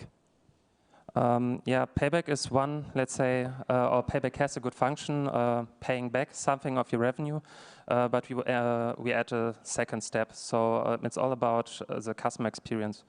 Per night, you receive status nights, and the higher climbs, the higher your status. And this is how we, technology-based or database, want to share the data with hotels in order to show them, hey, look, he or she is traveling regularly, and maybe the customer will come back to you. So please treat the person, let's say, better than a one-off guest, maybe better than one who booked via an external booking platform. Give him a better treatment, give him a welcome gift, drink, or an upgrade. Tina. So, to be honest, I didn't get it in the beginning. I am a frequent traveler myself, but I'm not so engaged, so I believe you're targeting just a niche within the frequent travelers. Then I was listening more carefully, and I got it, you're experts. And then you said, Stephan, that it's a payback for hotels, and then I realized what you're actually doing is like a personal payback. So my feedback for the pitch is, very complicated story in the beginning, a very complicated problem explanation. I didn't get until the end, until your comment, what the solution is, but the way you look and talk about it, it looks like you're expert, so good luck. Thank you very much for both comments. And one suggestion, maybe you could include a number of frequent travelers and in the pitch, because it makes it easy to calculate about the market size. And just quickly, I totally support it's too complicated yet. The story is, it's highly analytical, but it doesn't appeal to somebody who's listening to it for the first time. I always do this myself, so I know the problem. Great, thank you. Yeah, I can add to that. For me, it was also a little bit difficult in the beginning to understand the USP. I get it now after the first conversation. I think for a short pitch like this, you probably need to go more on the top level to explain the problem on that area, and then maybe in the Q&A afterwards, deep dive into the technical KPIs. All right. Any more comments? Maybe one last suggestion, because I really love storytelling. At one point in your pitch you said, imagine this little hotel and how they make me stay. I would start the pitch with this. Okay, I have to confess here, they had the pitch like this, we coached them, and we're like, it can be like too much. So I think it's also good feedback. Sometimes you over-engineer and you have to find like your way. We're like, I'm so comfortable with that. And I think you had this role play, I can confess for sure. And yeah, next time you just do it your way and convince everybody in this room. Thank you very much. Thank you very much. Awesome to have you here. And now we're good in time, and we're looking forward to the fourth pitch of this round. We will have Bertram on stage in a bit, and the next topic is podcasts. I don't know how you feel, if COVID changed your leisure behavior, if you're listening to more podcasts now or to less, but in fact, we at least at Digital Space totally got it, and now we have our own podcast ourselves. If you want to check it out one more time, it's called Gründerguide, and you can find it on Spotify, SoundCloud, or Apple Podcast. But we are kind of producing this podcast, right? So far, no ads involved, so no worries. You won't get any commercial messages, but it's actually quite a good idea because you have such a narrow target group that you can put in some advertising specially dedicated to the people that are listening to your podcast. But this, on the other hand side, can be quite overwhelming as well. And Bertram is an expert in this field, and we're happy to have him here today. Please welcome with me Bertram, the founder of Sonoday.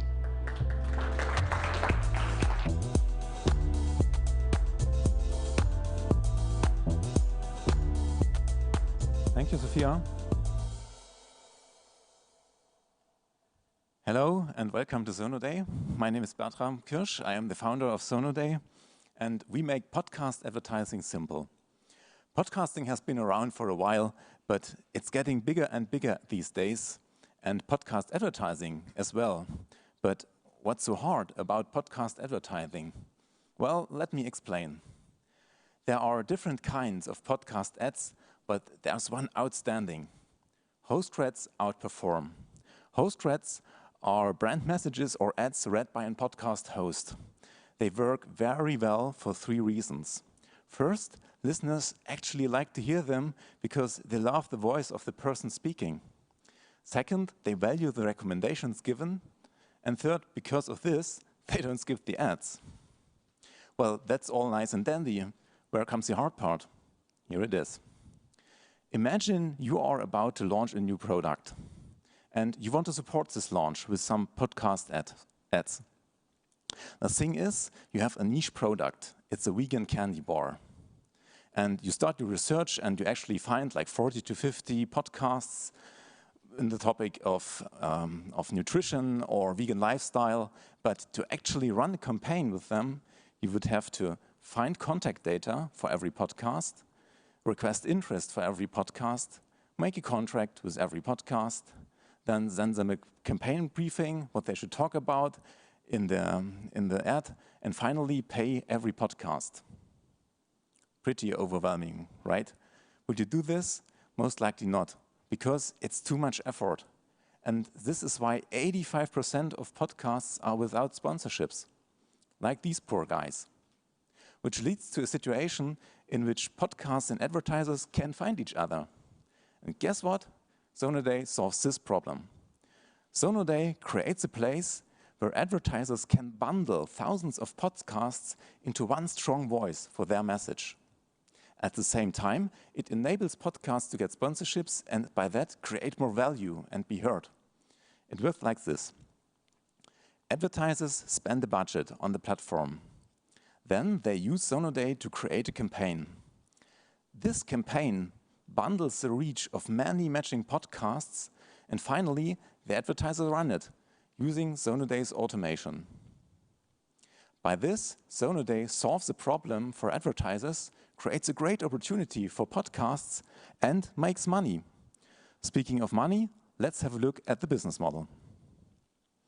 Sonoday will have two sources of revenue. Number one, we are taking an SaaS fee from advertisers for using the service. Number two, when paying the podcast, Sonoday keeps a commission of 10%. And this is how Sonoday makes money with podcast ads. The market for podcast ads is huge and growing. To give you some numbers, there are 700,000 podcasts with 2,000 new shows every week. The market for podcast ads is large and growing and will reach 1 billion in 2021. And Sonoday is going to cut off a slice of this billion. Here's how. In 2019, we validated the idea by matching advertisers and podcasts manually, like an agency does. We deployed 10,000 euros of ad budget while doing this. In 2020, we developed a proof of concept prototype with more than 12,000 podcasts stored and joined batch number 1 of HHL Digital Space. What's next? I will find a co-founder with expertise in marketing and sales. We will turn the prototype into an MVP, and then we will run a pilot with marketing agencies, brands, and podcasts from Germany, the UK, and the US. I'm talking of a team because I enjoy the support of two fantastic advisors, Joe and Maurice. Yet, as I told you, I'm looking for a co-founder with expertise in marketing and sales. I'd like to ask you, if you want to join the pilot or check out the prototype or know a potential co-founder, please contact me. And to wrap this up, now you should know why Sonoday makes podcast advertising simple. Thank you for listening.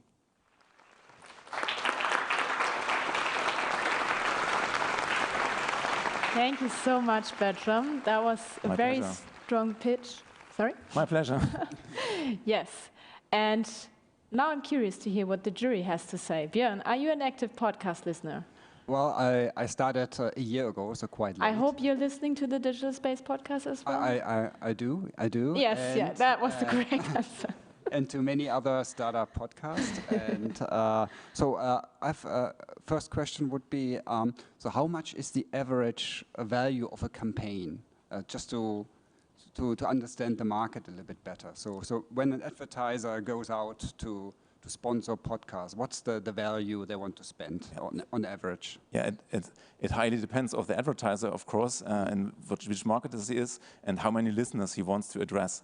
Of course, it's still a quite new marketing channel, and they take caution when spending the money. As you've seen, we had 3 advertisers, and altogether they spent 10,000 euros. So what is the first feedback? Do you have a client already? No. We actually have did deals, right? So what is the feedback? How much time do you save them with your platform? Well, we say it takes a week, and with Sonoday it takes hours. So it's a jump of magnitude between 30 working hours or 30 minutes. But we did it like an agency, and we did it not with an actual platform, not with the MVP, because we are working on this still. Back then, we did it ourselves. One member of the team did it. Okay, so what will, like, if the platform is in place, so how much would the advertisers save in time Yeah, predictions are hard, especially when they concern the future. So I can tell you, but you've seen what a tremendous or how much workload it is to do this by hand. If you have like 40 to 50 podcasts in 5 steps, it's 250 single mails or back and forth that you have to do. So this is basically not feasible in a reasonable time. But I can't give you exact numbers right now, how many times of working hours you would save with Sonoday. Next up, Tina. What's the reason to do the pilot with the marketing agency? Why not be independent? Yeah, the marketing agencies will be on the customer side. So they will just be customers, not partners. No, they will be customers because some brands decide to delegate it to their marketing agencies. Okay. Then I get it. Okay. I don't have any other questions. Feedback at the end, right? You can go ahead. If you have feedback, then we take Stephan last. I really loved it. Absolute amazing structure. And what is really strong about your business idea is that you tackle 2 problems at the same time. I wrote here podcast matchmaking platform because you need to find a good podcast that match to the advertising. And I can relate to that. With our own small podcast, we have never thought about advertising, but if we knew, so knowing now that there is Sonoday, that's something we will try. I listened to a podcast last year from Ben Horowitz and Andreessen Horowitz, the investment house. It's called A16Z, and they had an episode about what innovation is coming into the digital space, totally new, and they had a whole episode on podcast innovation, because they supposedly knew that it's going to grow. And they said that analytics is something very important for creators to be enabled to monetize on their creativity. Are you going to provide any analytics for the advertising agencies to, how do you say, rechtfertigen their budget? Because of course the advertisers want to know what they are spending the money for. And this is what I also learned while being in digital space and interviewing potential customers, that of course they want these numbers. And in the beginning I thought podcast is something like TV. You just throw the money in and and hope it works, but you will be in the same corner, or the customers see you in the same corner like search, like online marketing, and of course they want some tracking. And in a later phase, Sonoday will be like a proxy, but it's getting a little technical here. It will be a proxy between the listener and the podcast hosting platform, and then we can provide metrics how many times actually listeners listened to the spot that was spoken. Last but not least, Stephan, what's your opinion? Also here as a feedback, very nice pitch, very self-confident, focused, easy to understand. The question on what is actually the time saving that you save with your customers is a valid one, because you're in the B2B business, and B2B, I mean, your customers want to understand, if they use your service, how much money do they earn more, or what is the amount of cost they have less. Ultimately, so you can help yourself by making a business plan for them, basically, yes, how they will benefit. But I have another general comment. The idea sounds so compelling that my question is, what are the alternatives out there? So it makes sense to me. Yeah. So something like that should be there. Is there already something out there that is offering the same value proposition as you do? And if so, how are you unique compared to them? Yeah, as I told in the beginning, there are other forms of podcast advertising. Ads get injected. They are not spoken by the podcast host, but get injected, and people don't like these. And it's like, like on Spotify, maybe you experience this, that ads are spoken in. But there are, unfortunately, in 2019 and 2020, competitors popped up which are doing the same thing, but one is in Germany, but they aren't growing very fast. They have 140 podcasts now, and they have a different approach, like they will enter the market. So I want to position Sonoday as a marketing tool, and this is why I already have 12,000 podcasts online. And the other ones, they come more with a mindset of, okay, we have a handful of podcasts, and now we try to market those. That's what the competitors do right now. But another competitor in the US, and well, but I can. They publish no numbers how many podcasts they have under contract. Okay, and this story, my recommendation would be, you should be crystal clear, like in one sentence, why do you stand out of the crowd? Because I believe there's a lot of potential in the idea. Okay, if I'm allowed to answer this, the answer to this is that Sonoday will have the greatest catalog of all, because Sonoday will collect the public data of all those 700,000 podcasts. Great, last words. Thank you, Bertram. I really look forward to seeing more coming from your side. To the crowd out there, if you want to reach out to Bertram, there's still our networking app. Thank you, Bertram. Thank you for having me. Sending you now into your entrepreneurial journey. And maybe we can get our break slide up and running now, because we have made it through the first bunch of 4 pitches, and I don't know how you feel, but personally I have learned a lot from these founders, and I'm really looking forward to the next 4 ones coming up after our break. Can you give me the next slide, please?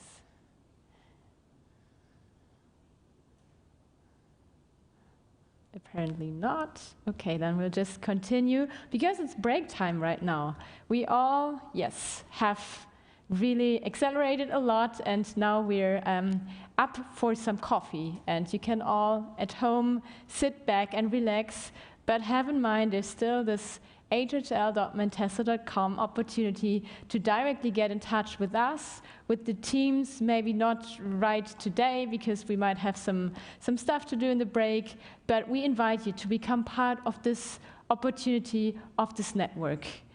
And yeah, I want to see you all back, I'm watching you, here at 4 p.m. Then we'll have the next keynote.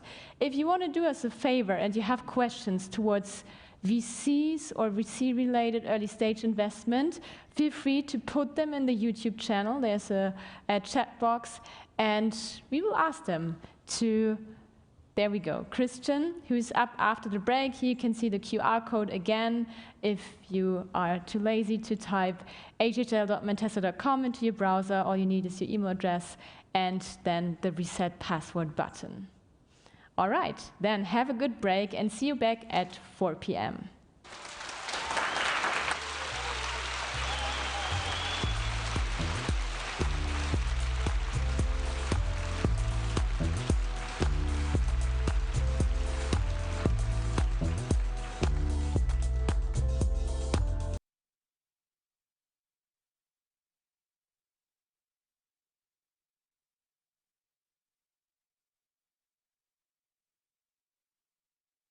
Hello and welcome back from the coffee break. We hope you all had a bit of relaxation after 2 or 4 very exciting pitches, and now it's time for our second keynote. I am very happy that we have Christian Knott from Capnamic Ventures. There we can see him already. Hi Christian, can you see and hear us as well? Absolutely. I hear more than I see because I only have a little window, but I think it's going to be fine. I see you're on a huge stage. Yeah, it's 6 meters, so maybe it looks taller than it should be. No, thanks first of all for chiming in today. It's really cool to have you. I can give a little secret here. We met last week in Cologne, of course, all rules applied and everything, and recorded one of our next podcast sessions that will be live this Friday, so you can be looking forward to this. But apart from this, we just wanted to take your very profound knowledge in the capital market and learn from you as a representative of Capnamic Ventures what it takes to be successful as an early stage founder and raise venture capital. So I want to hand it over to you now with the talk, Get VC Ready in the Early Days of Your Startup. The stage is yours. Thank you very much, Sophia.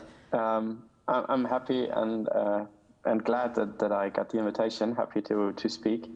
Personally, I'm an HHL student, or was an HHL student 7 or 8 years ago. And it's always great to see everything that comes within the ecosystem. And when I got asked to give a brief talk about how to start a company and especially how to go in the direction of raising venture capital, I was not only flattered but happy to take the opportunity. And to all the founders in the room, I really hope you're having a good day. I hope your pitches went well. I hope you got good feedback so far and you're enjoying yourselves quite a bit. It's, I think, a very great opportunity. And I always think it's great to see what's happening in Leipzig and the area around it. We do have a little bit of a program today that I want to walk you through, starting by giving you a very brief introduction on what Capnamic is. I will also give you a bit of an explanation how our business model as a venture capital firm works, because I think this is important to understand what it takes from a founder to be venture capital ready. You can only really comprehend what is meant by that if you understand what the VC is looking for and what he needs to be successful in his business model. Then we will look into something that I called sticking out, where it's really about how do I get on top of the priority list of a venture capital fund if I want to get his money. And finally, we will delve briefly into Founder Life, into the things that we saw happening in the past, to share a little bit of best practices. I think we will be able to stick to the 30 minutes. I don't know to which extent I will be able to see or hear your questions. If you can ask them here, please feel free. Otherwise, Sophia has all my contact details. Please feel free to reach out afterwards.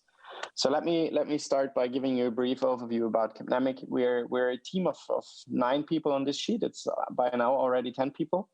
We're a partnership of 4, and we do have another 4 investment professionals with us. So we're 8 investment professionals in total. We do have an executive assistant with us who helps us with coordinating everything. And then we only recently hired a marketing professional who's supporting us with our communications into the market. We are a very typical venture firm with a focus on late seed to late Series A investments. We have I think, quite interesting background because today it's kind of commoditized, where a lot of venture funds have corporates in their background, but we were among the first ones to start with that approach in 2013.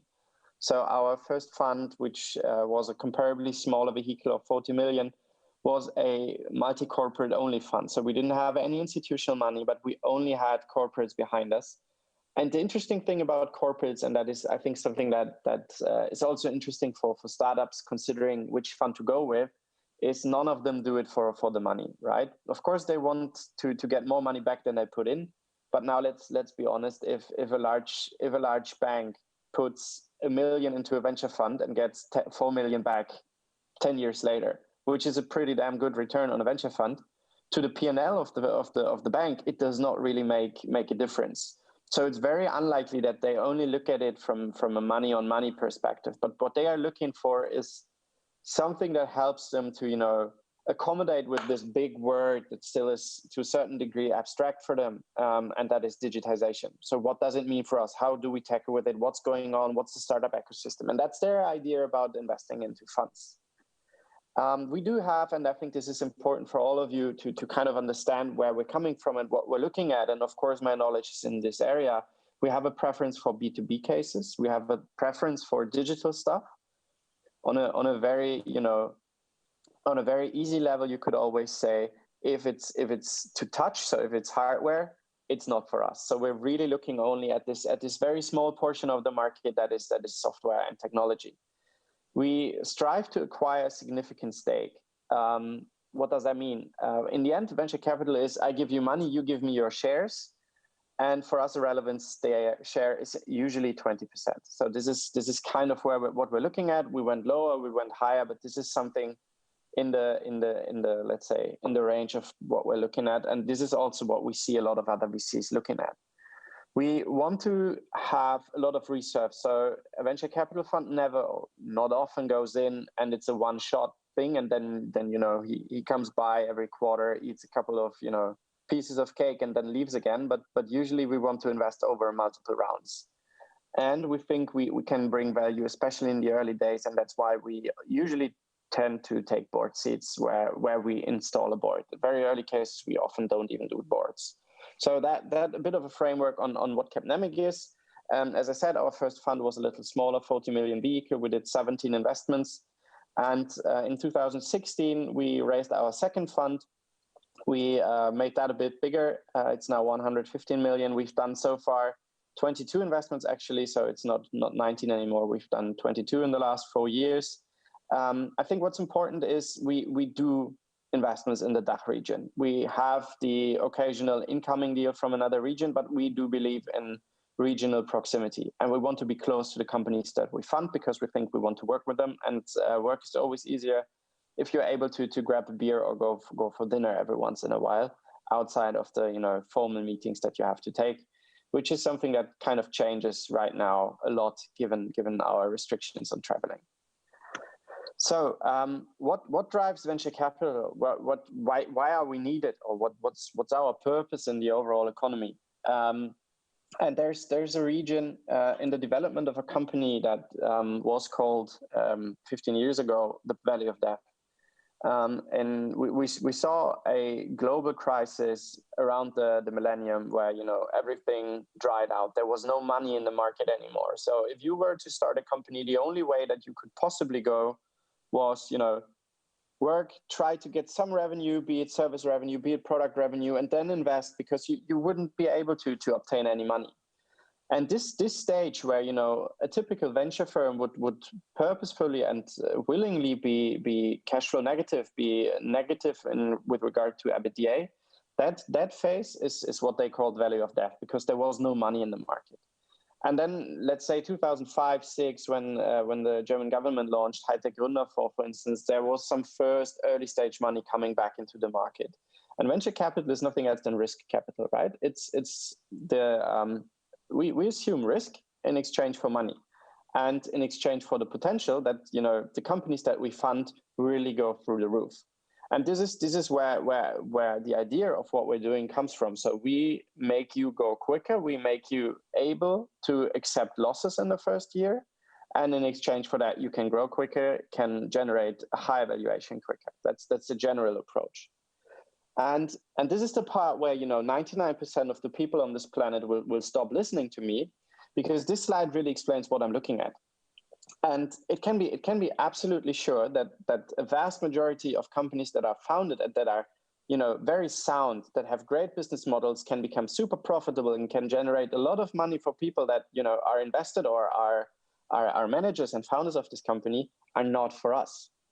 And that's because a majority of the things that you will usually see is service driven, so or has a highly linear function between, or mostly linear function between, revenue and costs. So let's just take, for example, a pizza bakery, right? Every pizza that I sell has the underlying costs, and you have certain scaling effects, but the costs of the next pizza never go down to zero. And that holds true for a lot of businesses. And even one of the, in my opinion, most stellar entrepreneurial stories in Germany, which is Motel One, or in the DACH region, which is Motel One, would not be a typical venture case, because there's too much brick and mortar involved.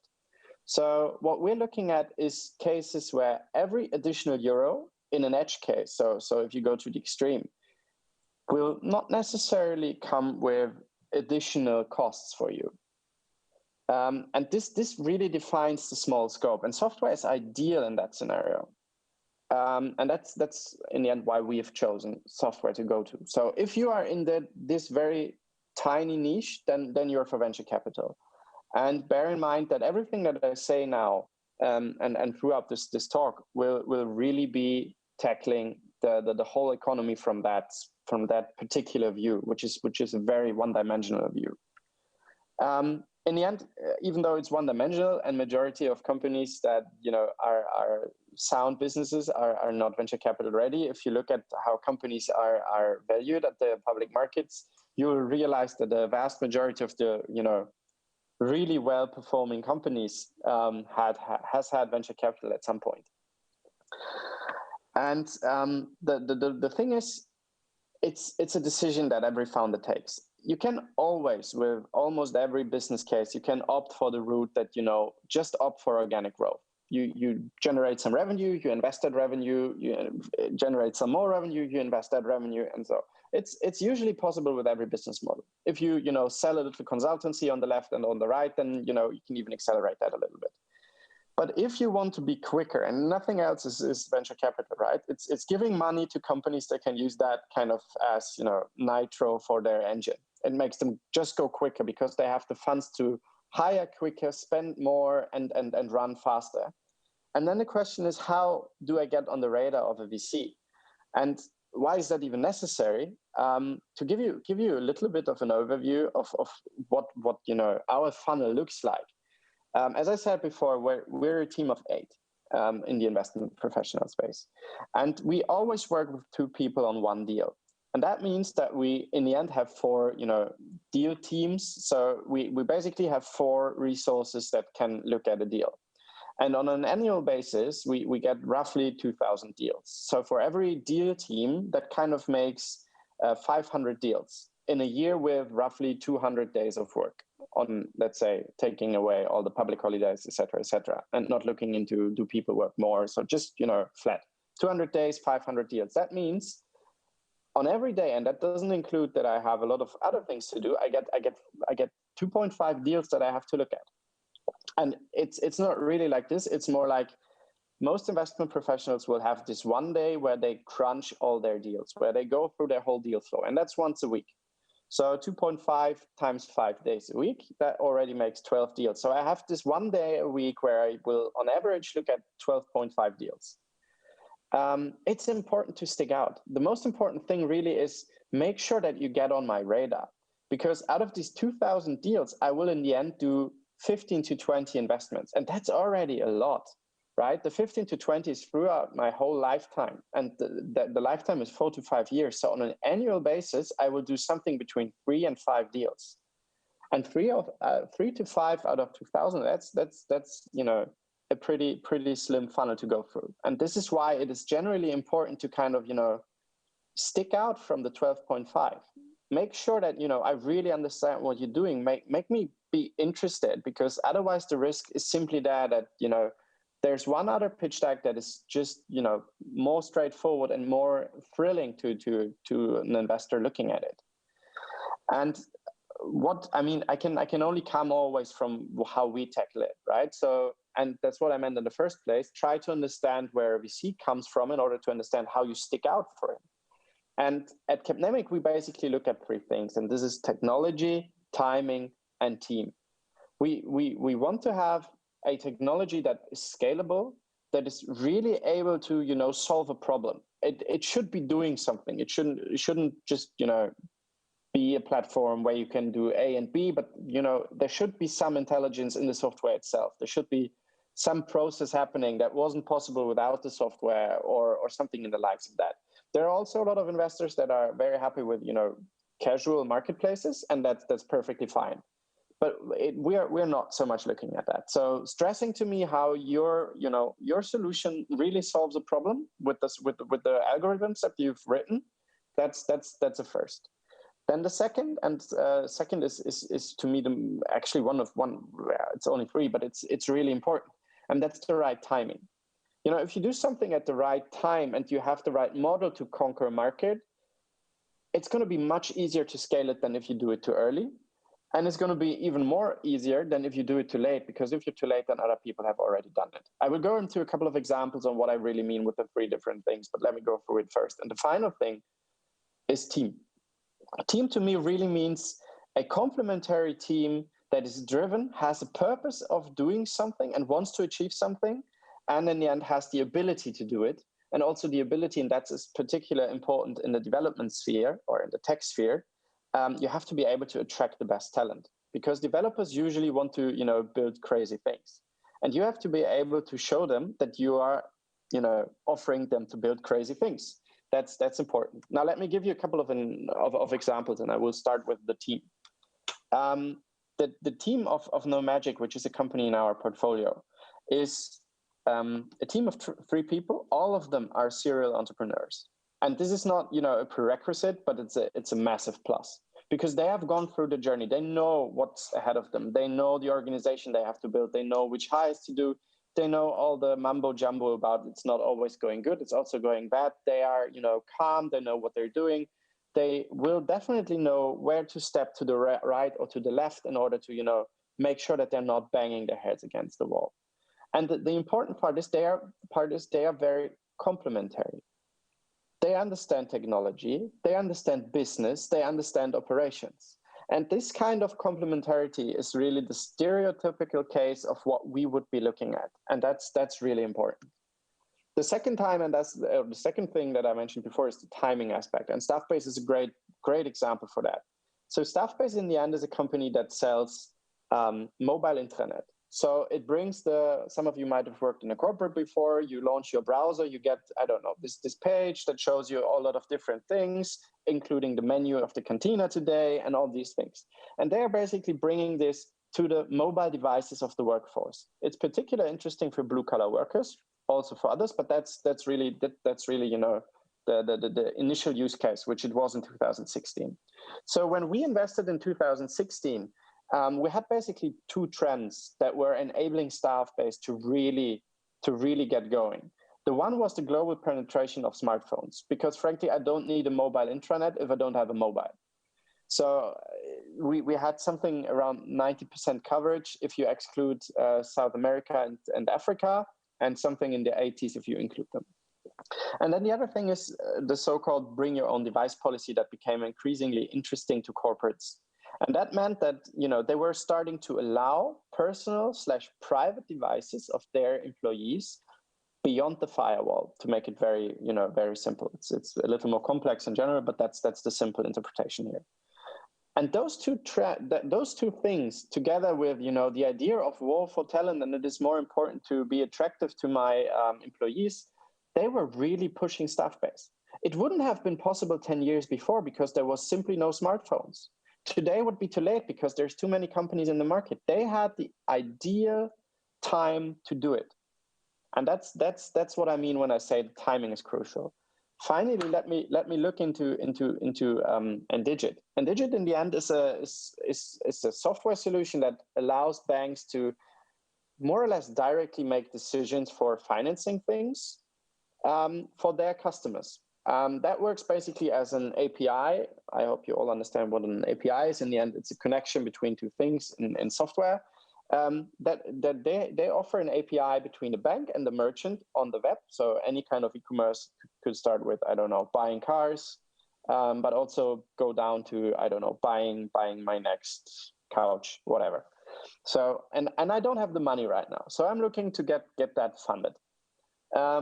And Digit enables the merchant, so the one who wants to sell me the car, to talk directly to my bank. And they can directly tell him whether I'm creditworthy or not. And then either the merchant can decide himself if he wants to provide me with the credit, or he can go ahead and go through the bank, because the bank now already knows that its customer wants to buy a car and can decide whether they would like to provide a credit. And that's the thing that I meant. With the open banking infrastructure of Endigit, you really enable something. The software really does something. Without this software, these things wouldn't be possible. And that's what I mean with technology, right? I'm not talking about patents. I'm talking about really doing something. So let's say you've managed, right? You've now completely understood how Capnamic thinks about deals. You really know what we're looking for. And you think, well, I kind of would like to work with those people. You've sent us a pitch deck and it just works great. Then frankly, I always think it's important to understand that, VC is not a warrant or a guarantee that your company is going to fly. It's a lot of work, and a majority of the cases that are funded by VC do not cross the finish line, at least not in a good way. So there's a lot of things still ahead. So it's not something like a free lunch. And yeah, there's a bit of, there's a little bit of statistics which is intended to be a little funny, right? It's more likely to write a bestseller, and I know how difficult that will be because I'm terrible in writing, but it's more likely to do that than become a millionaire from just founding a company. And this, however, is not really what drives people, right? It's the success, it's getting something done.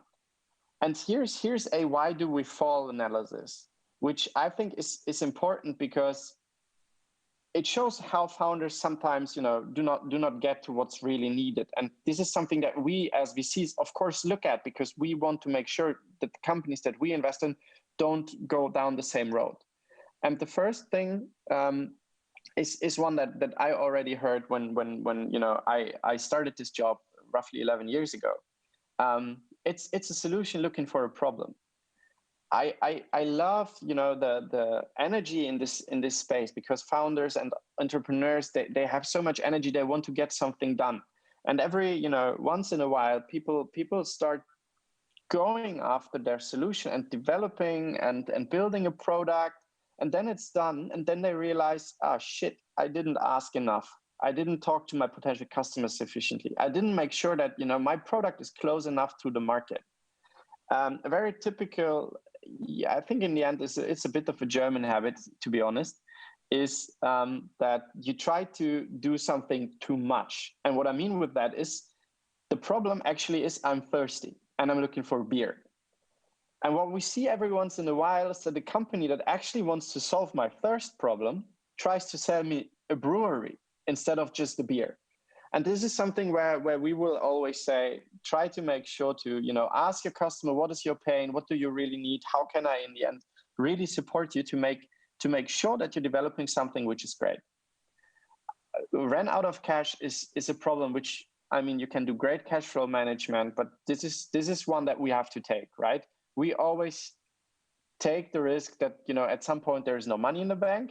And frankly, it's a little bit of our responsibility to make sure that there's a follow-on investor. If the company develops good, I have to work and I have to make sure that there's further funding. So this is a bit one that you can put on the VC. I think we got on the team aspect. The get out competed part, in my opinion, can be partially assigned to the right timing aspect. If you're too late and there's too much competition, that's a problem. I think we've covered already the part where we talked about what the probability of winning is, but still let me stick here very briefly, because this is really what I meant before. A majority of companies, that's the left side, will not go profitably through the finish line.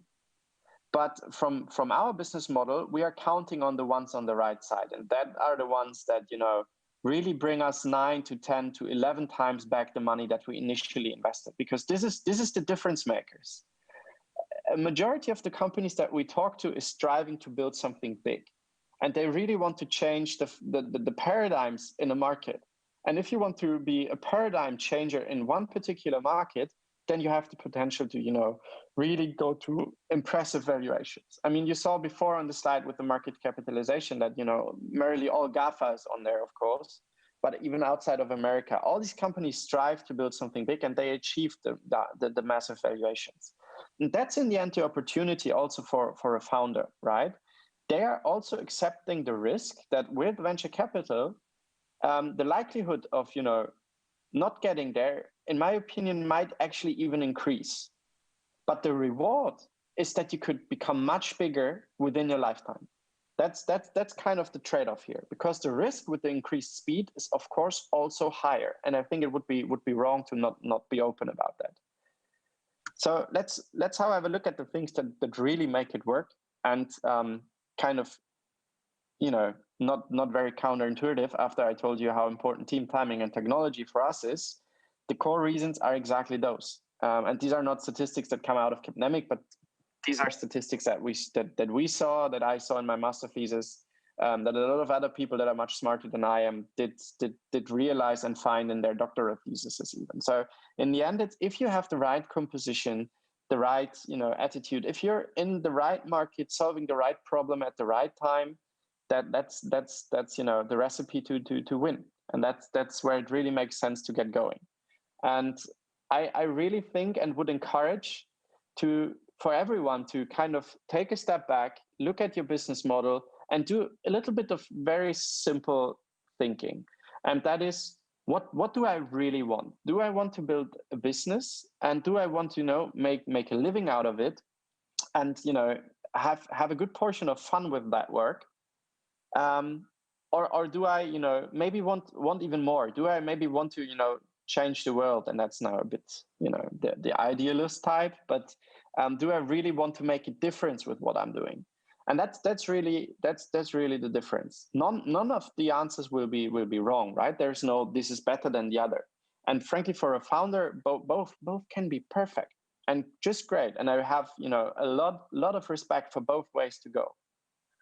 But if you decide to go down the venture road, know how to stick out. Make sure that you realize how to make sure a VC gets to know you, gets thrilled of your idea. Be prepared, because it's not a warrant to success. But if you cover it the right way, and most importantly, if you feel that the investor on the other side kind of covers the right aspects and he's the right person or she is the right person, you think you can go out for dinner, drink beer with him or her. And if you feel that that person is someone who you can tell your problems, your professional problem, you can also tell them your private problems, but mostly it's about professional problems here. If you feel that's the right kind of person, and that's the most important part, then take this risk, take the money, run, build something big, and I think it's incredibly rewarding. I hope that kind of encourages you to take a look at where you are, take a look where you want to go. I realize that you're just at the beginning of your crazy adventure, and there's going to be a point where you realize, okay, maybe I can either continue now and I love how I'm doing it, so I will do it, or you realize, damn, I want to fasten my seatbelt and go even quicker. That's the decision that you have to take. I'm very curious and keen to see how all of you develop. And at that point, thank you very much for having me. Thank you very much for listening to me. I hope it was insightful. Again, if you have questions, either now or get back to me at any point. Actually, I see my credentials are even on here, so feel free to contact me. Thank you very much. Yay.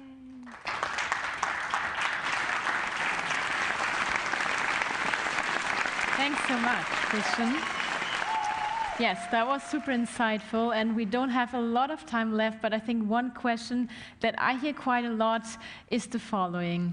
So we here in Germany, investors tend to be a bit more traditional, or they want to see profitability way quicker than somewhere else. How do you think about this statement, and is it true, or what are you actually looking for in terms of growth versus profitability?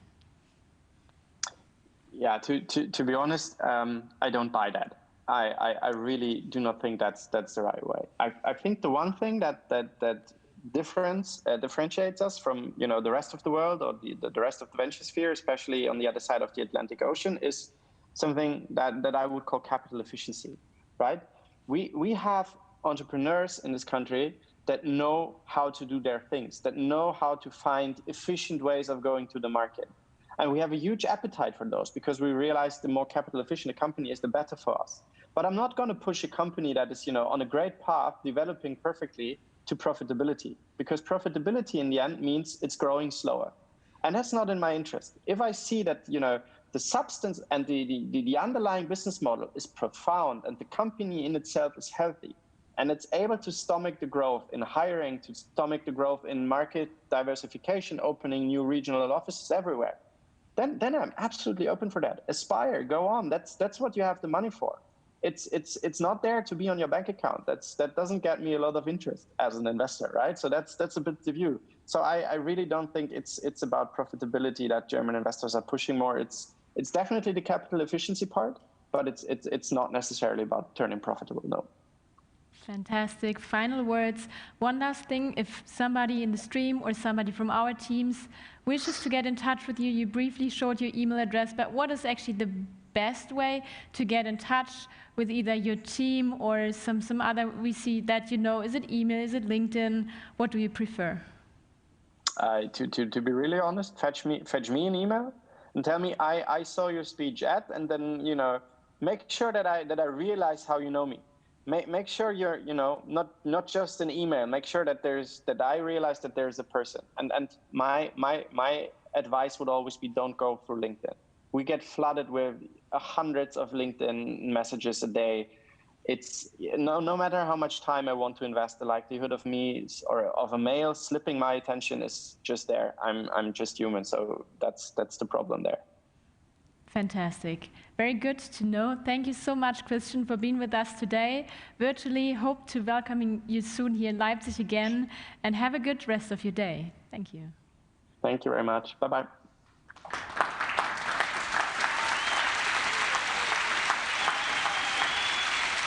Now, we will continue with our final batch of pitches. You have heard 4 already, and now we are heading towards, no, actually we're looking into PlanetPoints right now, calling my friends from the regie. So it's time for PlanetPoints. And before they are here on stage, where we set up the slide deck and everything, I want to tell you that I was quite impressed by these young gentlemen. They came to Leipzig fairly recently, and yeah, I think they want to change the world. And their attitude, their willingness to work was super high. And I'm more than happy now to welcome here on stage Maurice and Leander from PlanetPoints.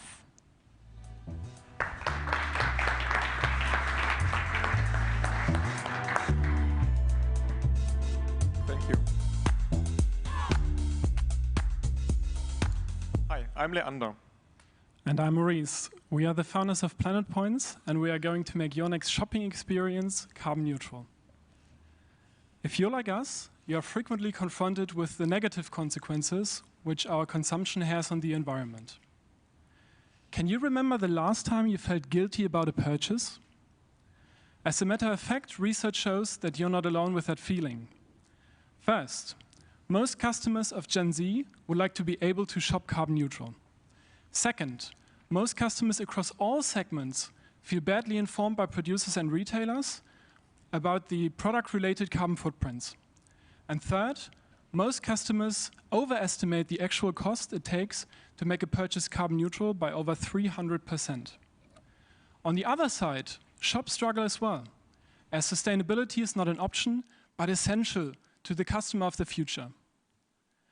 And shops also want to differentiate themselves. They want to improve, and therefore they need data and insights about this future attractive customer group. The Swiss-based online shop Grillaxed has successfully launched an in-house solution which allows their customers to purchase carbon neutral. And until now, 10% of all purchases have been offset. But this development of an in-house solution is difficult, expensive, and slow. And this is where PlanetPoints kicks in. In fact, we make the shopping cart's carbon footprint visible to the customer and let them offset the purchase emissions with the click of just one button. All they have to do is register in our app, shop in one of our partnering shops, and make their purchase carbon neutral by scanning the QR code at the checkout. By frequently using the PlanetPoints app, users can see their individual purchase emissions and track their contribution to carbon offsetting. We relieve the customer's shopping guilt and offer shops a solution which is simple, affordable, and fast to implement. Yes, so looking at competition, there are many providers for offsetting one's personal carbon footprint, but they share similar shortcomings and limitations. They are often focused on the travel sector, they require large one-time expenses, and they are inconvenient to use. PlanetPoints offers the best user experience both customers and shops are looking for. And this is where we stand out. With PlanetPoints, users do not have to fill out any forms in order to calculate their personal carbon footprint, because we track the actual carbon footprint associated to their consumption. This also makes us more transparent and insightful than competitors. Further, we make carbon offsetting more affordable by allowing users to offset via small microtransactions instead of large one-time expenses. With us, users typically only have to pay a few cents. So how do we make money? For connecting our young and attractive target group with our partner shops, we receive a transaction fee of 0.5% of the shopping cart's value. With this transaction fee alone, we aim at 3.4 million euros in revenue in our third year of operation. Looking at the customers' donations, on the other hand, they will be invested completely into carbon offsetting projects, meaning that none of their money will wander off into our own pockets, which again differentiates us from competitors. Again, looking at our third year of operation, we aim at 10.2 million euros in donations for climate protection. So how do we proceed? As a sustainable company, we also want to grow sustainably and efficiently. In year one, we start in Leipzig and test and refine our offered industry mix. With that knowledge, we want to grow by 1 or 2 local and supra-regional grocery chains each year, which act as crowd pullers. In year 3, we want to be present in most parts of Germany and have expanded into more markets. And also, we have traction. The collaboration with the first grocery chain is already in the making, and they are co-developing the solution together with us. This is the PlanetPoints team, and if you are willing to collaborate, please reach out to us. PlanetPoints is sustainable, scalable, and speaks to a growing and attractive target group. This is how we make shopping carbon neutral. Thank you.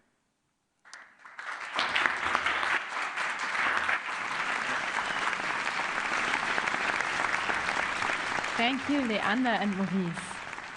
Looking at our jury now, I think we have to wake you up a little bit. It's been a bit of a break for you. No, you're still fully energized, Stephan. So what do you think about PlanetPoints? Thank you very much for the nice pitch. I understand almost all of it. The one thing I didn't quite get is, where's the benefit for the store? So it has to be installed at the store, right? Because then they track my shopping cart. Why should they do so? Yeah, so the store profits mostly at 3 main points. First, as I said, they gain insights and data about this customer group. As we've seen before, the back-end, the data is really important, and we provide various insights to our back-end. And I think the main point that stands out is just, well, if you look at the window, the future is now in terms of sustainability, right? So Fridays for Future, for example, these guys will be the customers of the future, and we are trying to connect the shops with those customers by offering the customer the option to offset their purchases, and the shop the ability to offer this purchase, this offset. Okay, and just one quick follow-on question. The 0.5%, who's paying for that? The retailer or the customer? The retailer. Yes, right. The shop is paying us the commission fee. And I wanted to add one point. Also the networking, because we have a network of partner shops then, and like the cross-referencing between the partnering shops is very attractive to them. Actually, when we first talked to our grocery chain, which is willing to cooperate, like the first question was, who else is like in the network, and from whom can we benefit? Good. Björn, do you have a question or feedback? Yeah, a quick question. What is the target group of the shops at the moment? It hasn't been specified in the pitch, so I'm asking the question. Is it a particular one, or is it the regular ones we all know, or is it is anything different? Yeah. So the target group that we bring into the shops is primarily like Generation Z, Generation Y, and especially young parents also. Sorry, I meant on the shopping, the supermarket side. I mean, supermarkets, like everyone is visiting them, but for example, when it comes to groceries, we are aiming at supermarkets, not at discounters. So we are aiming at shops that have a rather wealthy and educated target group. Yeah, but it's not limited to supermarkets only. We are aiming at an industry mix of coffee chains, bakeries, furniture, apparel, so it can be implemented in various different industry sectors. Okay, thanks. More questions. Tina, do you have one? I have I have 2 questions. I will start with the smaller one. I didn't get your numbers. You expect to have a revenue of 3.5 million euro in year 3.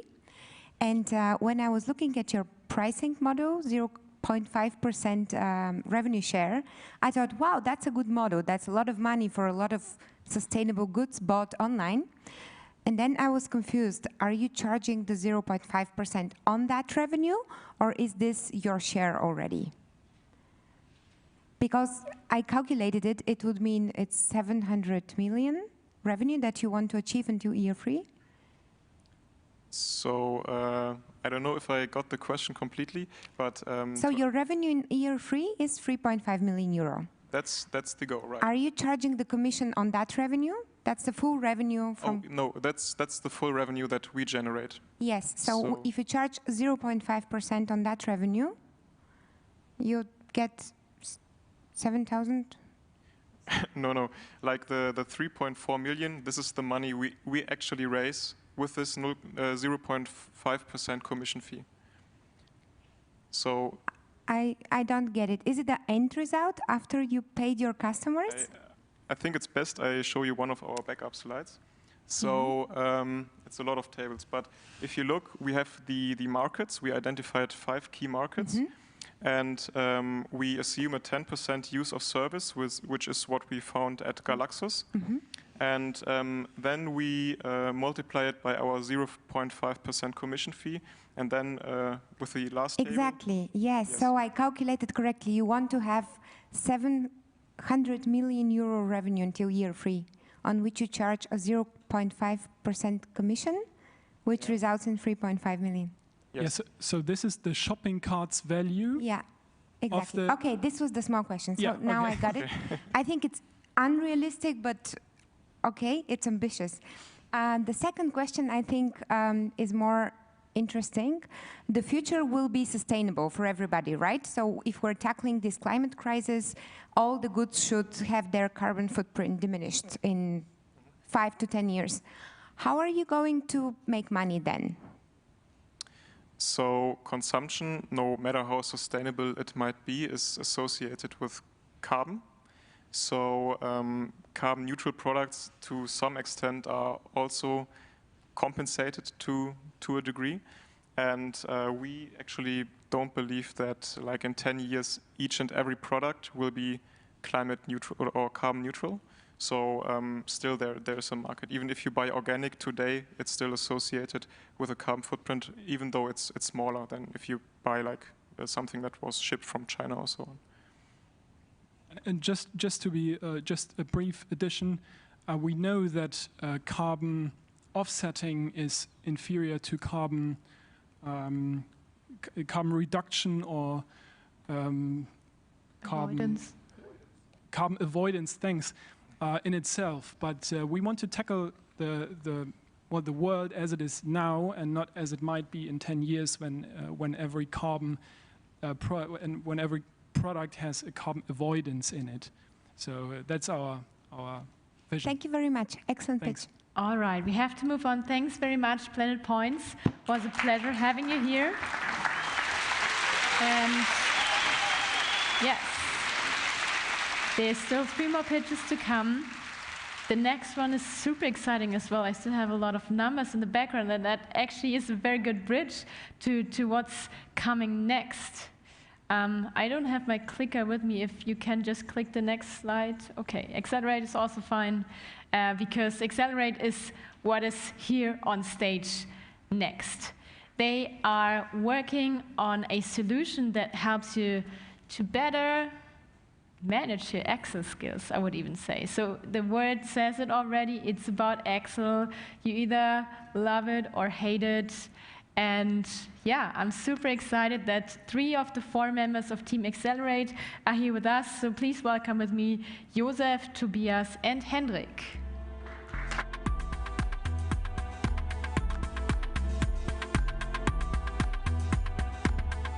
Thank you, Sophia. Yes, as you said, we are Team Excelarete.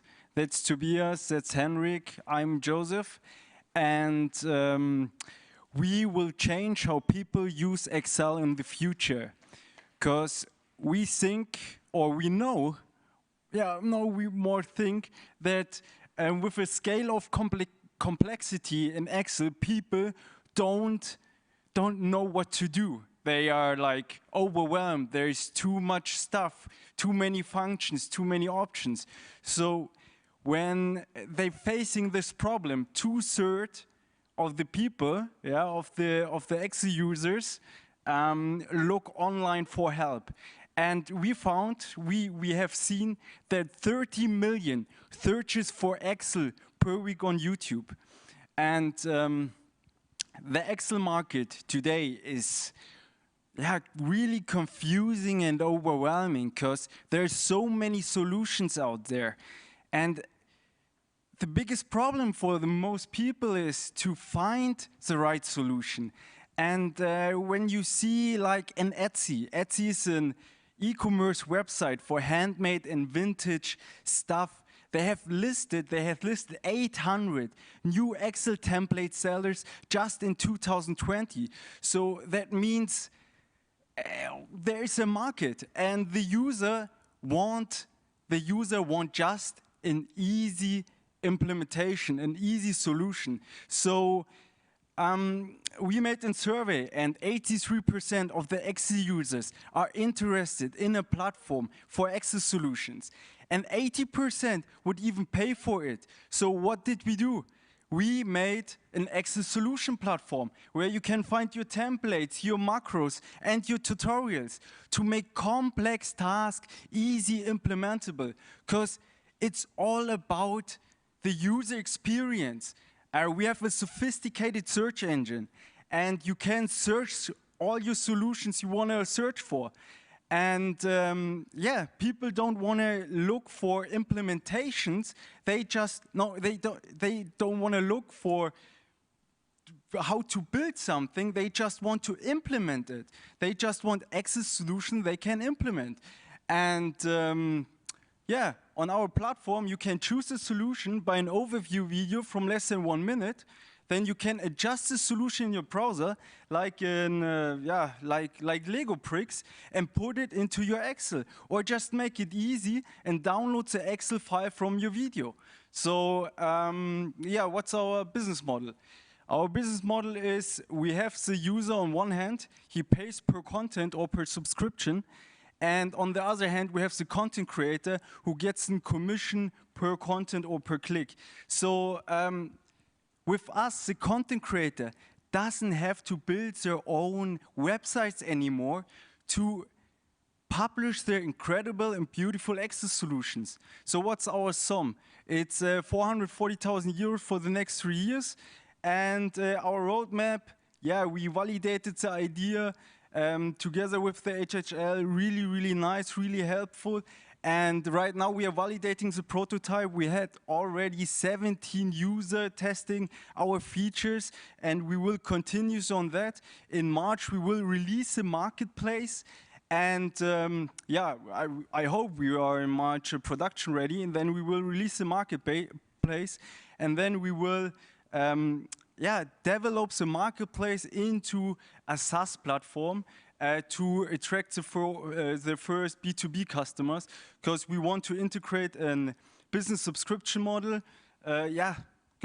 That's what do we need? We need a mentor for our journey, a network to connect, and people who want to join, talents, young and hungry talents. And before I end my presentation, I want you to pull out your mobile phones and just scan the QR code, check out our platform, and try it out. Probably Henrik will say, don't do it, because then we have an overload on our platform. But that's all. Thank you.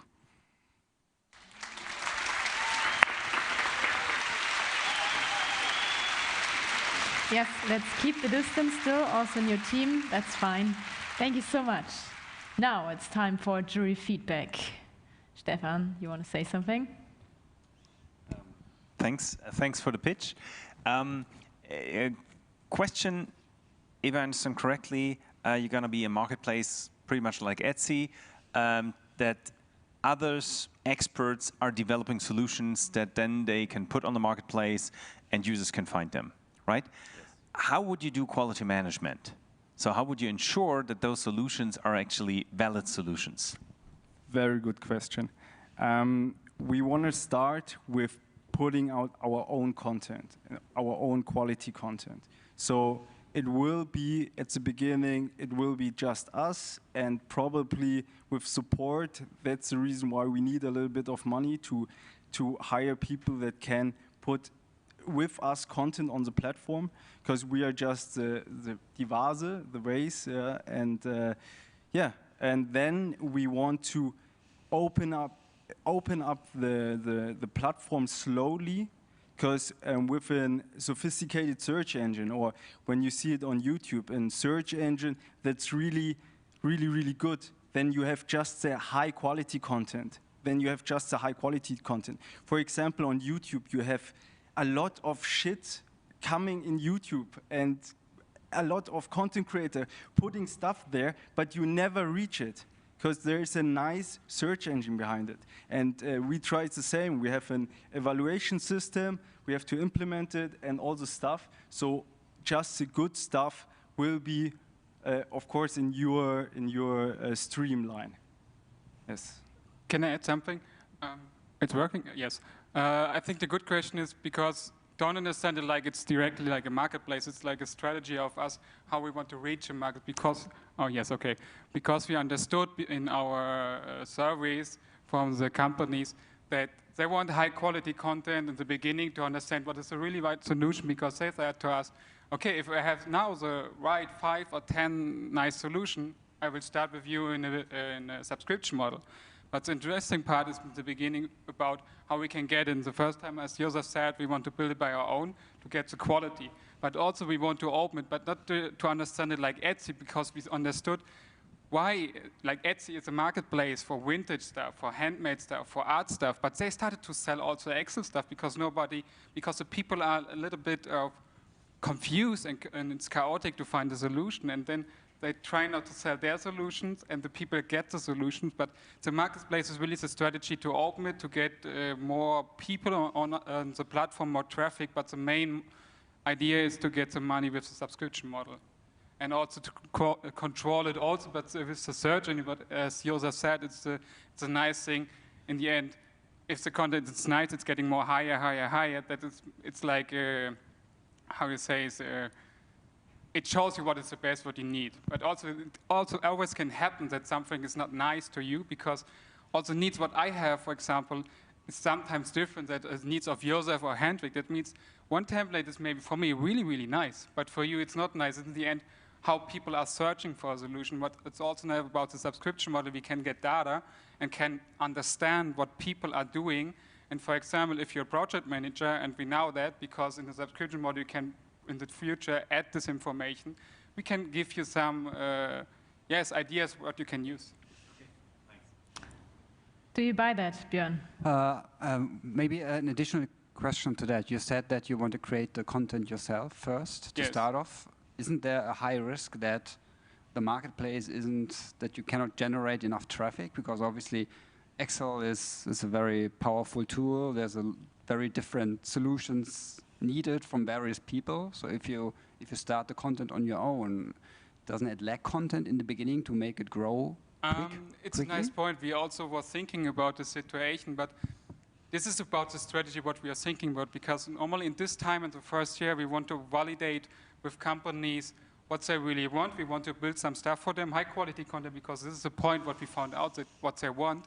And also we said, okay, well, we cannot try to sell this because it's a validation cycle for us. And also we can say we put it on our marketplace and we get more information. If other people like it, they can give us a feedback.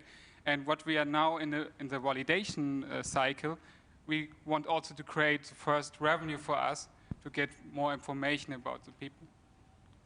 May I say something? Thanks. I'll try to be short. Comment, yes. I think this is such a crazy idea. I'm a huge fan of Excel, and I don't know what the problem is, but you showed me so many numbers, so there is a market for something. I also see your passion for let's make Excel better again. This is great. Then maybe it's something I'm missing. Go ahead and do it, and maybe then my kids and your kids too are using Excel in a better way. I will stick to asking about the numbers in this row. And I just saw you have predictions of 400,000 euro. Yes. revenue in year 3. Your team is from 3 people, and you're going to work 3 years to generate revenue of 400 euros. Yeah? So how much salary do you want to pay yourself, and where will that come from? No, it's 400,000. Yes. Okay, then I got yes, it right. And you're graduates of a great program, and you could be earning 80, 90,000 euro out there. How does this make a viable business? Yes, this is because the situation that in the first year we want to validate more the B2B business to get more information, to get closer to the point what the people really need. And this means this comes after year 2. And no, comes in the in the second year, comes to the B2B business, but it has to start slowly because we all know, if I will tell you now I can make 1 million, you will ask me how I will do it with only 3 people because we have to build it, we have to make some marketing, we have to organize it. This means it will grow slowly, but in the end it will... I bite. Okay.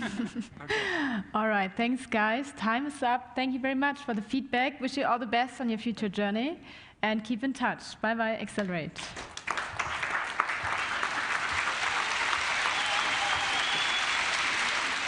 So we're switching gears now again, looking to the beautiful people there in living rooms.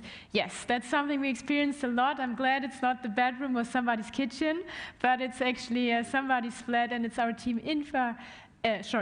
Insurance Architecture Framework, IAF, and there's actually 3 people, more people coming.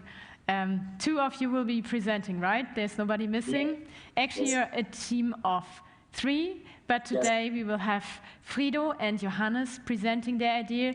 They are insurance experts, so have this in mind. Some of the terms, when I first got in touch, were like slightly overwhelming, but they're brilliant experts, and they will let you know now what their idea in the insurance area is about. Over to Frido and Johannes. Thank you, Sophia.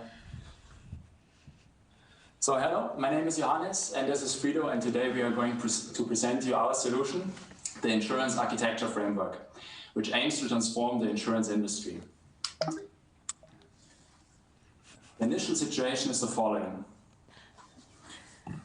Insurance customers are spoiled and used to an outstanding user experience from companies like Google and Instagram. However, the insurance companies can't keep up with those big tech firms when it comes to customer centricity. Lemonade, the new digital online insurer, which had a massive success within the last years, is a perfect example that being non-customer centric is a real threat for the big incumbent firms. So insurers react and consequently invest heavy in IT. However, they fail to earn the expected benefits because their IT costs massively increase simultaneously with their digital sales revenues, which in turn leads to decreasing margins. So what is the solution to reduce those increasing IT costs? Insurers, like other incumbent firms, still have a very old IT. So they often waste a lot of resources because they do not standardize their middle layer. This in turn leads to missing resources on the front end to improve customer centricity. Our solution exactly addresses this pain point and focuses on the standardization of the middle layer in order to combine necessary customer centricity and old IT legacy, and therefore set free those resources which shall focus on improving customer experience in the first place. So how can we do this? We offer insurers a one-stop shop where they can get reference architecture frameworks and software components to enable them to build the best digital services they have ever built before. And our recipe is very simple. We provide the best tools and the architecture for design and implementation. The company does the rest. Therefore, we can keep the costs low while simultaneously ensure enough customization. As I said, cost is a very important point for us. So if you look at the competition, we can see there is a lot. But affordable and customized solutions are scarce. And this is the market segment we specifically want to target. On the next slide, Frido will explain you our first use case to give you a better understanding about our solution. So, one potential use case is an insurance policy calculator, where customers calculate how much they have to pay for their specific insurance. This process requires a lot of data from different legacy core systems. Our framework would provide reference architectures alongside with industry-proven software to support the customer with the implementation efforts. But simply providing a reference architecture and existing software is not enough. We also provide the necessary code or software to bridge different components together, as well as example code, implementation guidelines, and best practices to support the developers. So what is the added value? Currently, an insurer spends up to 400 man-days for such an implementation. This is way too much. So our solution will enable the companies to do the same in just 4 days, meaning we can massively increase the productivity and therefore the profitability. So where do we stand? Currently, we are in the process to identify the most critical components, big enough to test the market, but not too capital intensive.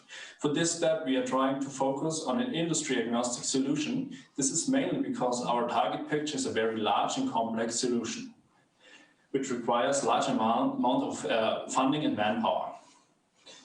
So currently, we are still in the process of identifying and implementing an initial prototype. We expect to reach this milestone in about 6 months from now. Then we will be looking for 500K funding as a convertible note. This investment will be used to further work on the product market fit and customer acquisition. To sum up, we want to transform the insurance industry by combining high industry with high-tech expertise, as you can see from our CVs. Thank you very much for your attention. Thanks.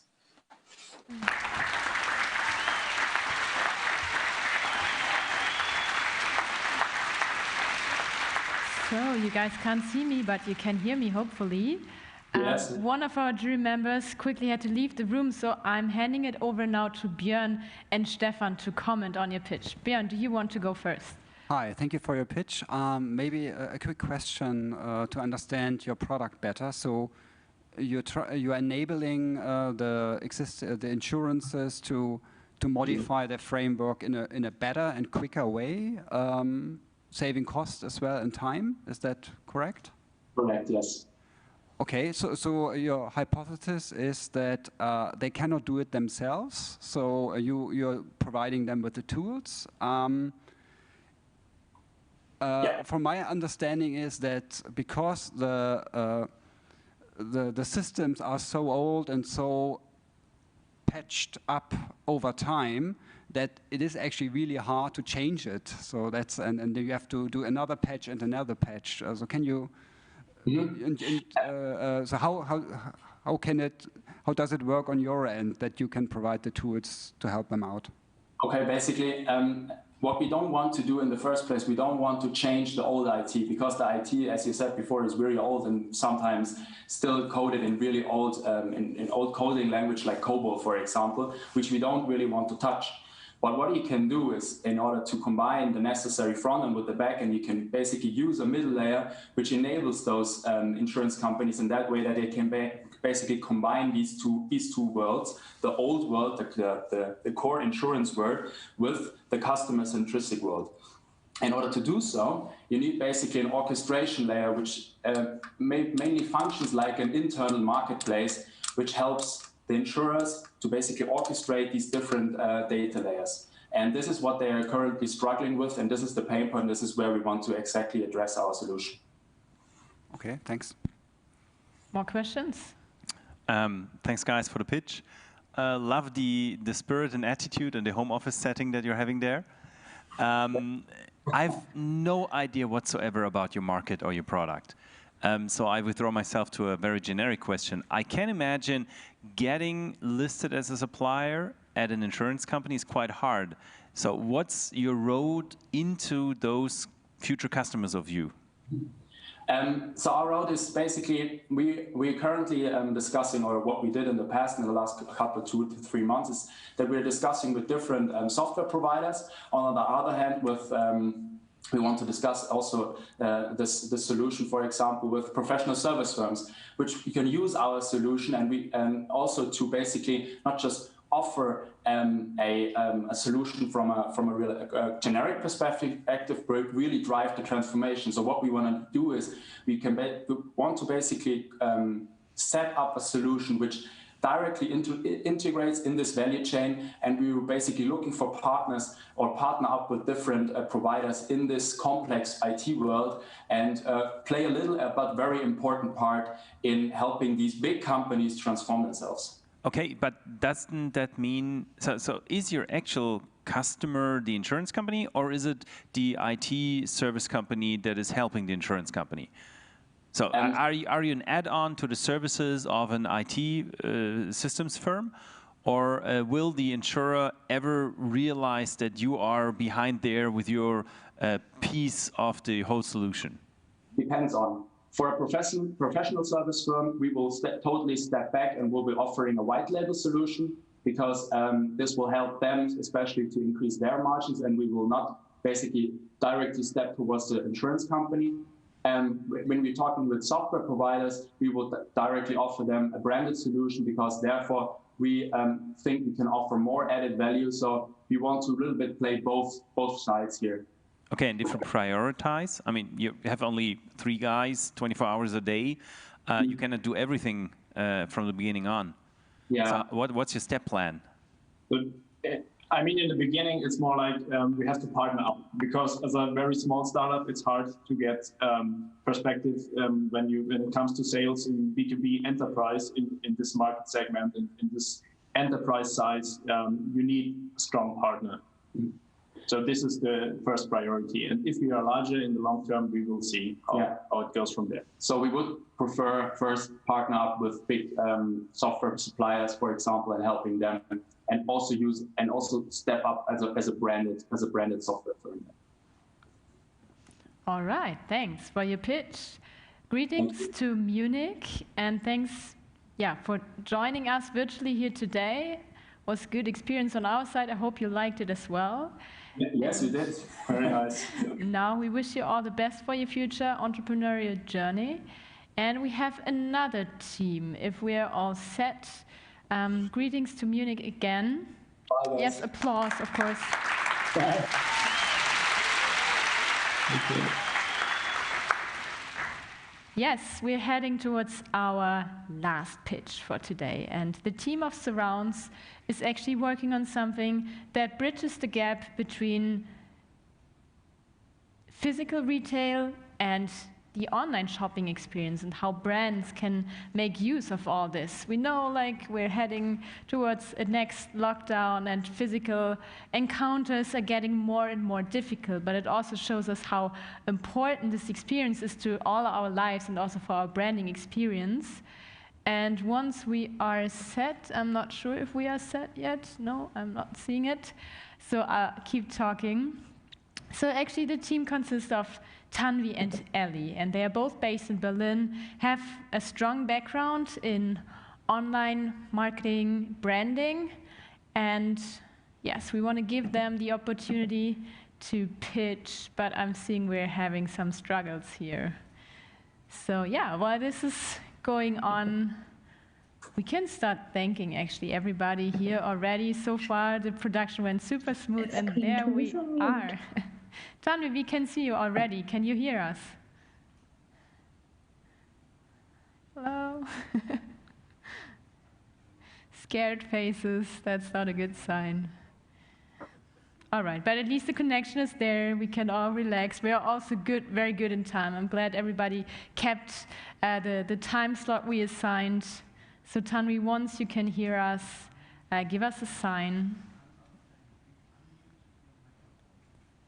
All right. Hi, can you guys hear? Yes, now we can hear you perfectly fine. Hi, everyone. So my name is Tanvi, and together with my co-founder, you can also see the screen, right? Because I cannot see, the other screen is actually muted. All right, so we need somebody on your side, or do you want us to go through your presentation? You have the control over your slides, right? Prof, if you can hear me and see me, then please. I don't know if you can hear and see me, but I'm doing this for the group now. There's something going on in the background as well. I can hear you as well. I think we just can't hear the room for now. Okay, so I will go on. Hi, everyone. So my name is Tanvi, and together with my co-founder, Ellie, we are building Surrounds. Surrounds is a B2B matchmaker revolutionizing the way how brands can collaborate with brick and mortar spaces, so such as cafes, salons, and gyms. Through our work with large FMCG companies and also interviews that we did in the past months, we realized that there's a huge problem in the brands are facing today when trying to get physical reach of their products in physical spaces. You won't believe it, but yes, this process is entirely offline, driven by personal relationships of a brand's sales team. To give you an example, a Coca-Cola sales rep still researches cafes, then prospects them, sets up multiple follow-up meetings, closes a sale, and after closing the sale, still visits this cafe twice a month to make sure that this cafe sells his product and not Pepsi or Fritz Cola. This is the work and quality that does not come for free. And imagine hiring such sales reps for 100,000, 20,000 euros a year for your brand, who still won't be able to cover the entire market. And that's where this becomes extremely, extremely expensive and inefficient. And this is a huge pain for brands which don't have millions to spend on B2B marketing, a space which is still dominated by offline sales teams of big brands. And we talk about this because offline will actually continue to be a relevant part in the digitized world. So of course, pandemic changed things and moved a lot of the things online and pushed a lot of the small businesses on the verge of existence and bankruptcy. But also with every crisis comes the opportunity, and we saw that actually a lot of the small business owners are more open right now to finding new ways of the revenue and also to collaborate with brands. So collaboration in this sphere is actually not new. So far, there has been three main ways how brands can get in touch with the locations. The first one is through wholesalers, but in this case, this is purely transactional and doesn't allow much relationship building, actually. The second one is through hiring the dedicated team of people who will go in person to the locations and try to acquire them. But you can imagine that this is quite costly and requires a lot of the effort. The third one that we see is actually working together with the event agency to create one-off collaboration in form of the pop-up or something similar. But it is as well a very collaborative one, but it is also doesn't allow a really scale. And that's why we see a gap in the ways how brand can collaborate and get in touch with the locations at scale. And this is where we want to disrupt the market. Surrounds is a B2B matchmaking platform enabling brands to prospect and collaborate with its B2B customers based on shared values at scale. So basically, imagine a world where if you're a cafe and want to work with a brand, that is as easy as getting a date on Tinder. And brands are, in fact, willing to pay us for this service. So that's why our business model is brand-facing, based on subscription tiers. The lowest tier starts at 100 euros a month with 3 location matches, which then evolves into an enterprise model to include analytics and consulting support as well, which we found in our interviews that this is very much needed with brands. For physical locations, we offer this free of charge for now, but we need to test.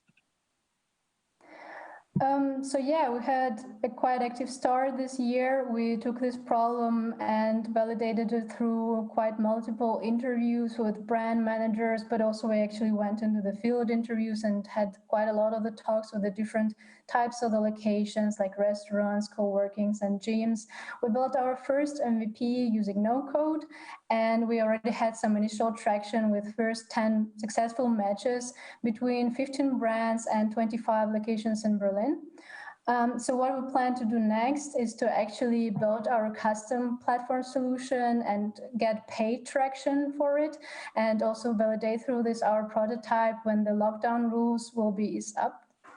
And for this step, we're also looking for the financial support to be able to scale.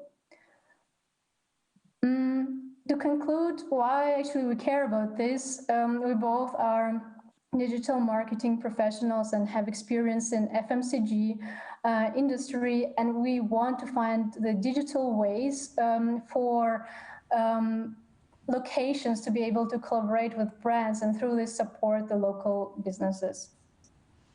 Thank you, and we are really looking forward to your questions and to hear from you. Can we say that the screen is muted so we cannot hear anything that's going on in the room?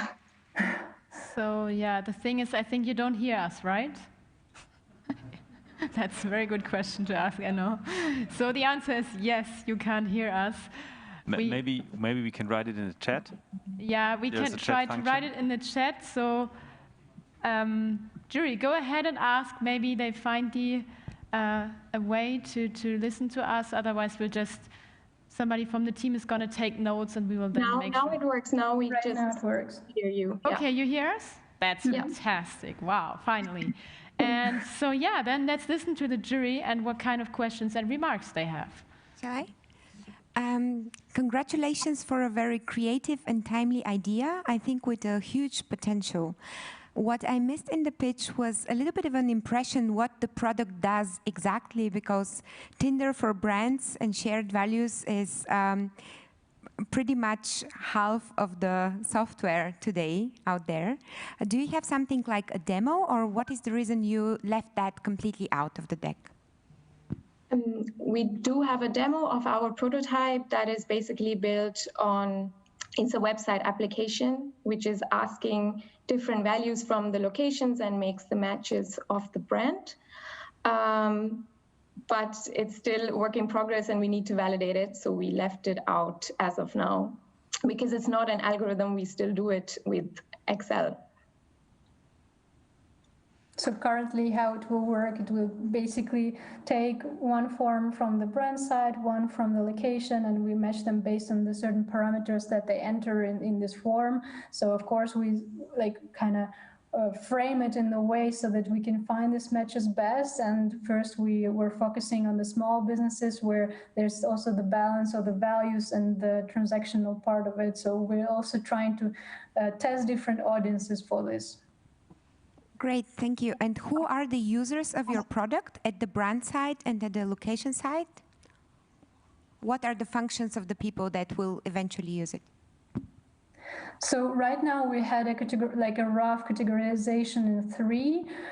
So for the small brands who are just entering the market, this is obviously most of the times the owner of the brand who just knows his product the best. So this is in their interest to register and find it out. For the medium brands, they have already some commercial teams, or at least some start of the commercial teams who then can work with this product to do the first profiling of the locations and find the ones that are matching the most. And for the big brands, of course, and the large businesses, there's of course the dedicated commercial teams, and then they can use it as a pre-selection step. Further questions? Thank you very much for your pitch. If I understand, sorry, one question I would be having is, you base the matchmaking on values, on the purpose of the different players. Is there any other form of quality management that you do? Because especially if you're a small store, retailer, online or offline, shelf space visibility is the most precious asset. So I assume you want to make sure that not just the values fit together, but actually that the products sell. And is there any kind of quality management that you plan to do? Yes, so we have different ways of collaboration. So first is transaction-based. A lot of use cases come out when you think about the sphere of collaboration. First is the display of products that are in store. Second is actually taking over the account and doing proper wholesale. Third is different pop-ups. This is where we are developing or still thinking about how we can quality check the physical locations, because that's then leading directly to the transaction, and so we can track that basically in our analytics dashboard as well. So initially we had the idea of a QR code, but we are not limited to QR codes. We will expand beyond this technology. So I guess from the location part, to be able to do some quality assurance of what they are doing and where they're coming from, we could use and partner with some third-party provider to understand like the consumer reviews, for example, for this location. And from the brand side, for now, the criteria are more that the location also needs to kind of do the double opt-in and say, okay, I'm interested in this brand. So this is also coming from the locations then. Very good. Björn, do you have any remarks, questions? Everything has been said.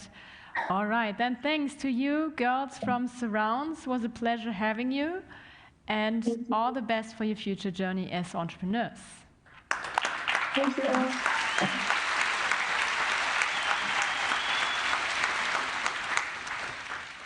And now, before we call it a day, you can see the agenda. We have managed pretty much everything. Everybody was on time. Thanks for this again.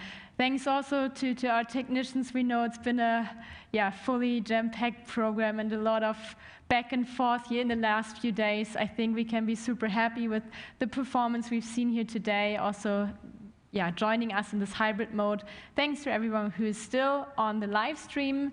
We want to show you like a couple more reminders what you can do with HHL Digital Space. So first of all, we have a full team I showed you in the beginning. Here you can see our 2 incubation managers that will interact with each batch, and we will have 3 of them upcoming next year on a daily basis, basically. You don't have to see us physically. You see we had teams from Munich or from Berlin joining, but we want to help you to set up your team. So if there's a co-founder missing, don't hesitate to reach out. We are happy to receive your request in that area. And also, let us help you build your idea. I mean, you should come with some thoughts of what you would like to found, because otherwise, it's really hard for us to guide you in the right direction. And then, you can just apply for our startup program, the 12-week incubation program. The second batch is going to start on 21st January, and we are also still looking into applications. So if you have this one brilliant idea you want to submit right now, don't hesitate, shoot it to our email address, digitalspace@hhl.de, and then we'll look into it and make sure you can become part of one of the batches next year. And then you can follow us on social media as well. So you have seen us maybe via our YouTube stream today. There's a lot more on Instagram, LinkedIn, Facebook, and yes, you can also drop us an email, mail. No, I wouldn't recommend that. I don't like paper. Yes, and with that being said, it's done here on our side. We want to thank everybody. We also want to thank our jury one more time for providing valuable feedback. That was much, much appreciated. And we can't wait to have you here again, actually. If we may, we would like to invite you, because you see our program is already in the making for 2021. We'll have another batch starting in January, the 12 weeks, then from May till August, and another one that's going to close in December 2021. That's it for today. Thank you so much. And hope to see you soon next time. Stay safe.